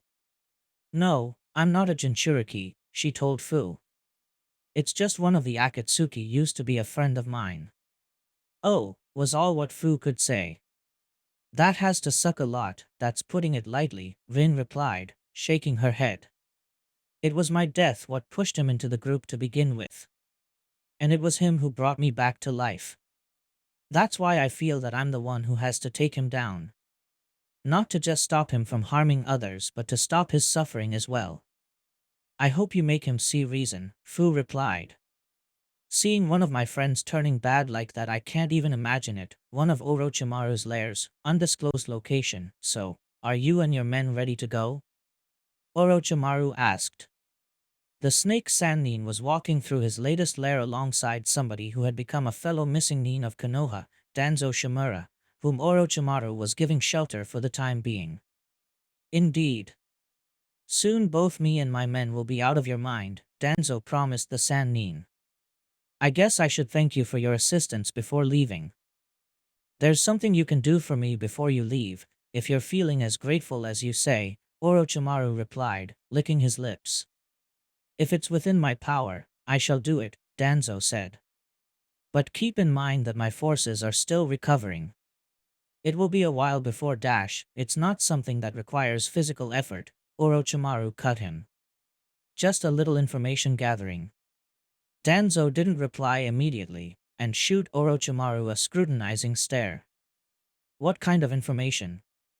It came to my knowledge that you managed to acquire a substantial piece of DNA of a girl named Rin Noera, Orochimaru began.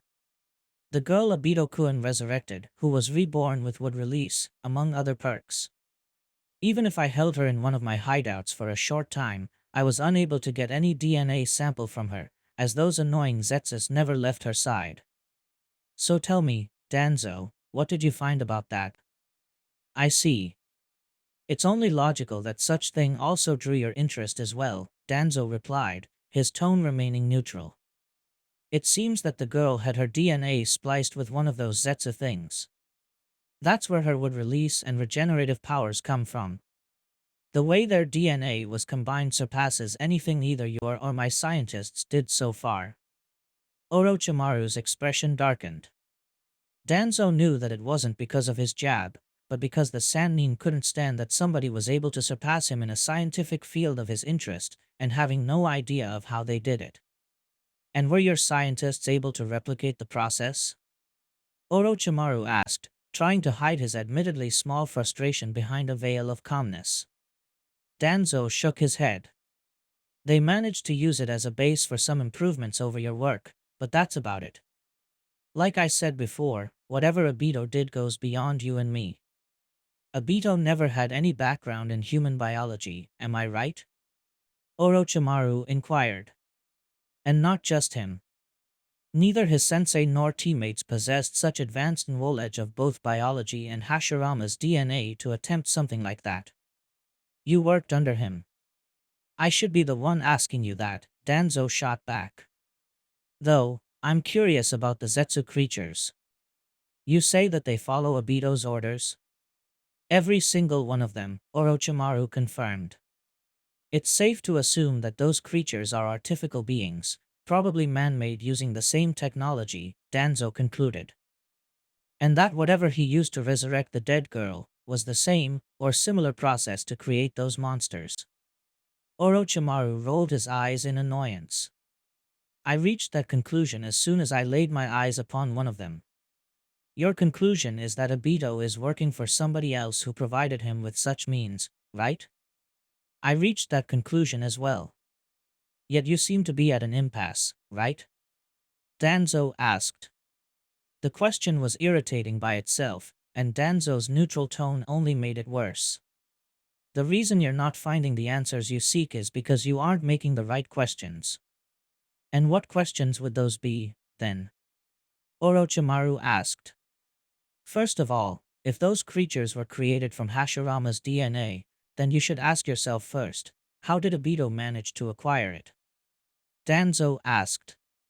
He probably stole it from Konoha. That's no mystery, Orochimaru said, rolling his eyes again. Yet had such thing happened, we would have learned about it, Danzo countered. It was because of your unauthorized use of Hashirama's DNA in your experiments that Hiruzen was able to uncover them. After such incident, security measures towards the remaining samples were increased tenfold, and we know Obito's fall from grace happened after your defection. Where are you going with this? Orochimaru asked. This leads us to the second question. Is it possible for somebody out of Konoha to possess samples of Hashirama's DNA? Danzo asked. God of ninja or not, Hashirama was a ninja and took part in battles. I'm sure somebody could make him bleed, take a piece of skin, anything, Orochimaru said in a dismissive way. This time, it was Danzo who shook his head. No normal man could make Hashirama bleed. Unlike you, I saw him fight during the first ninja war, and there was absolutely no one who could push him to fight to his fullest. Yet Hashirama died during that very war, Orochimaru rebutted. Yes, he did. But the reason behind his fall was extreme exhaustion after his duel against Madara, Danzo explained. He refused to take any time to recover, and rejoined the war as soon as possible, as he thought his power was necessary to end it. However, the ninja who killed him was quickly killed afterwards by our forces, and many measures were taken to ensure not a single piece of his DNA ended in the enemy's hands. And again I need to ask, what is your point? Orochimaru asked. The answer to this second question is the only man who could make Hashirama bleed, Madara Uchiha, Danzo replied. It's obvious it's him, the one who instructed young Obito. And it's obvious that, just like he resurrected Rin, is planning to do the same with his former master. That doesn't make any sense, Orochimaru retorted. Madara was killed by Hashirama. His body was brought to Konoha, where its death was confirmed once again, and was subjected to extensive autopsy.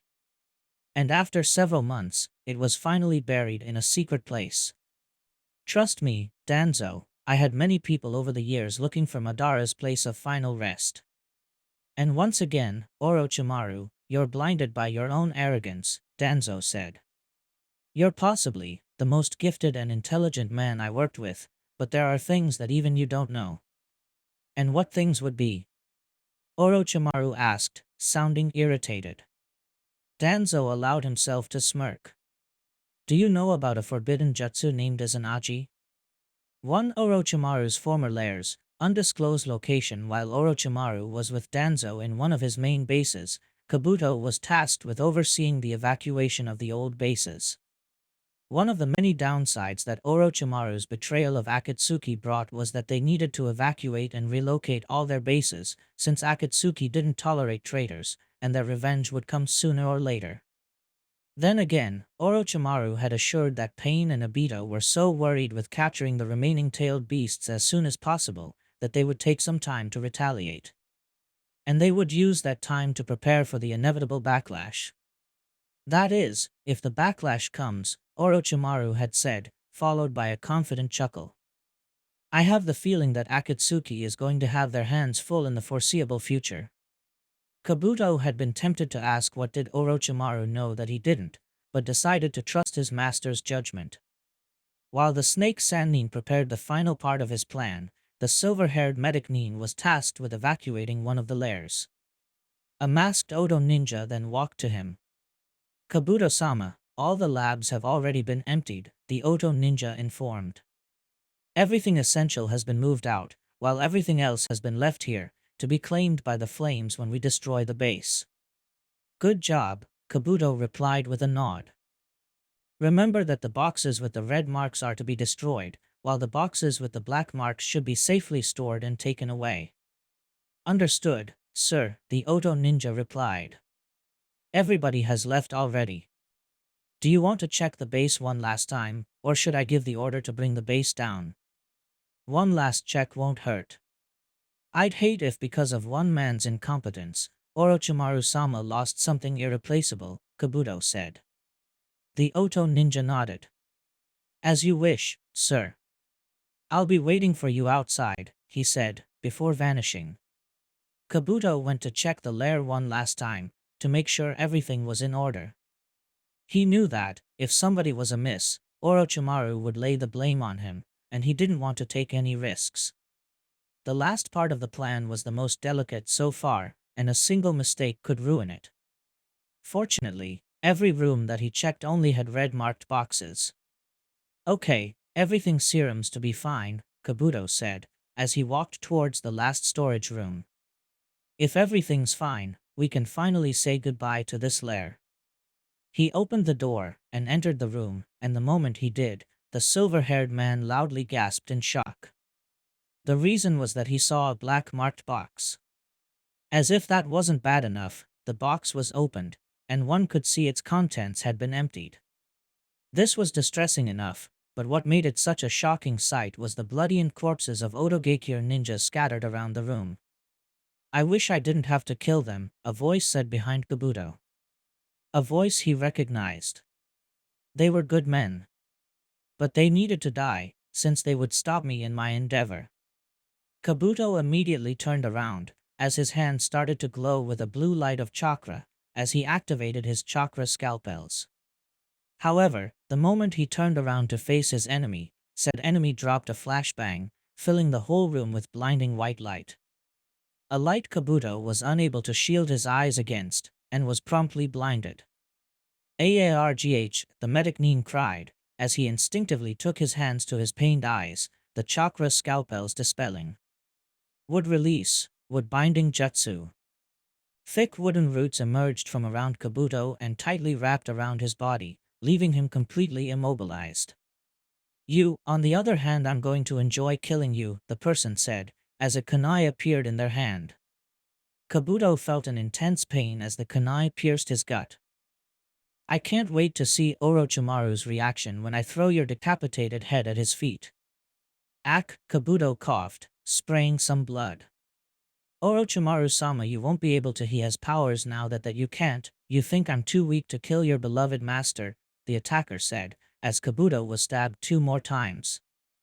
This time, Kabuto didn't reply, and focused his chakra into the wounded spots, in order to heal them with the wound destruction, a jutsu he had developed that allowed him to heal any part of his body without having to use his hands. Hopefully, he could fool his assailant into thinking that he was dead. He knew there were some medical supplies in some of the boxes ready to be discarded. Once his would-be assassin went away, he could use some of them to heal himself properly. But it seems that his assassin wasn't going to give him the chance, as Kabuto felt another onslaught of stabbings. As more and more blood poured from his body, his vision was starting to blur, and his head felt lighter. Maybe you're right, the assassin said. Even if I catch that traitor even with the first Hokage's power, it might not be enough to end his miserable life. But hey, as long as he dies, I don't care if I'm not the one who kills him. And with that, the assassin left. The wooden bindings quickly vanished, and Kabuto's body dropped to the ground. Kabuto knew this was his chance. As he continued healing his wounds as best as he could, he crawled towards one of the boxes, leaving a trail of blood behind. It was then when he heard several sizzling sounds. The kind of sizzles that explosive tags make. The sound came from his very back. Kabuto didn't have time to react before he was engulfed by a chain of explosions, putting an end to his life.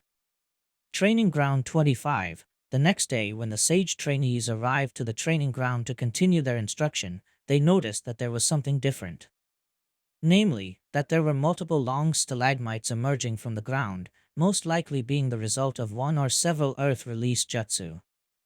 Besides the stalagmites was a pile of thin stone slabs. Naruto and Fukasaku were already there, with Naruto grinning in anticipation, as if expecting the trainees to ask what those stalagmites were for. Hey there. Good to see you back. Naruto cheerfully said. I'm sure you're wondering what these stalagmites and stone slabs are for, don't you? Yeah, Shursui said, before his expression became contrite. You don't plan to hit us with those slabs in the head, do you? Come on guys, I don't hit you that hard, do I? Naruto protested. He was met with several angry glares that told him otherwise. The blonde then frowned and crossed his arms. Anyway, too bad, because the smacks in the head won't stop until you learn to mix nature energy properly. Naruto-kun, you didn't told us what those things are for, Hinata pointed out. You'll use them for today's exercise, Fukasaku stated. So far, you seem to get the hang of sensing and collecting nature energy. But you have troubles with both collecting it at a greater speed, and keeping them under control in order to properly mix them with your chakra.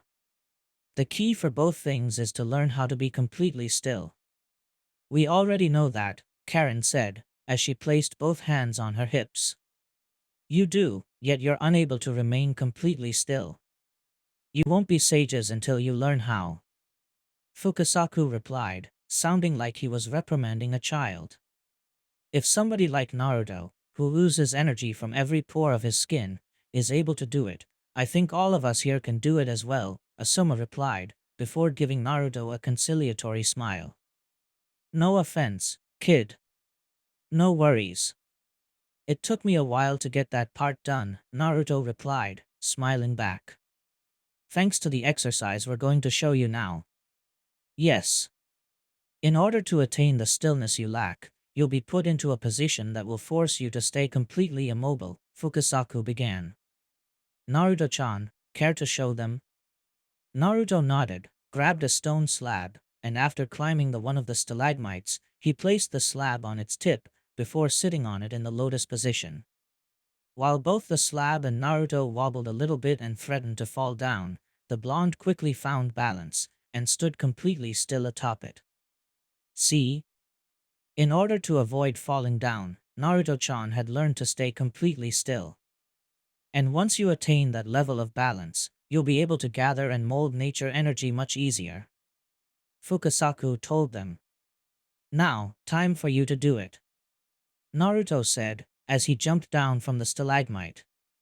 It will take you some time at first, but with effort and perseverance, you will do it. Naruto-sensei, how long did you take it to remain completely still?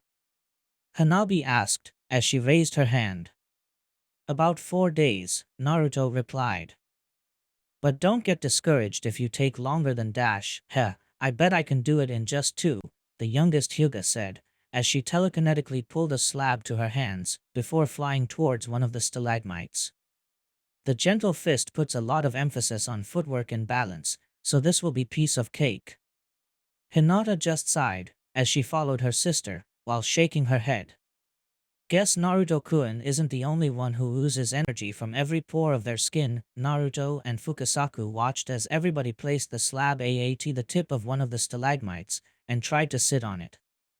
Tried being the key word, since many of them couldn't find the proper balance at first, and were unable to stay at the top for more than 1 second, and fell to the ground. Aawa! Rin screamed, before her body hit the ground. Ouch, I thought that Naruto-kun hitting us with that staff was bad, but this appears to be even worse. Another one screamed. This time, it was Hanabi, who fell to the ground. Ouch, my strategy to use the Tensigen to keep the slab still didn't work, of course it didn't.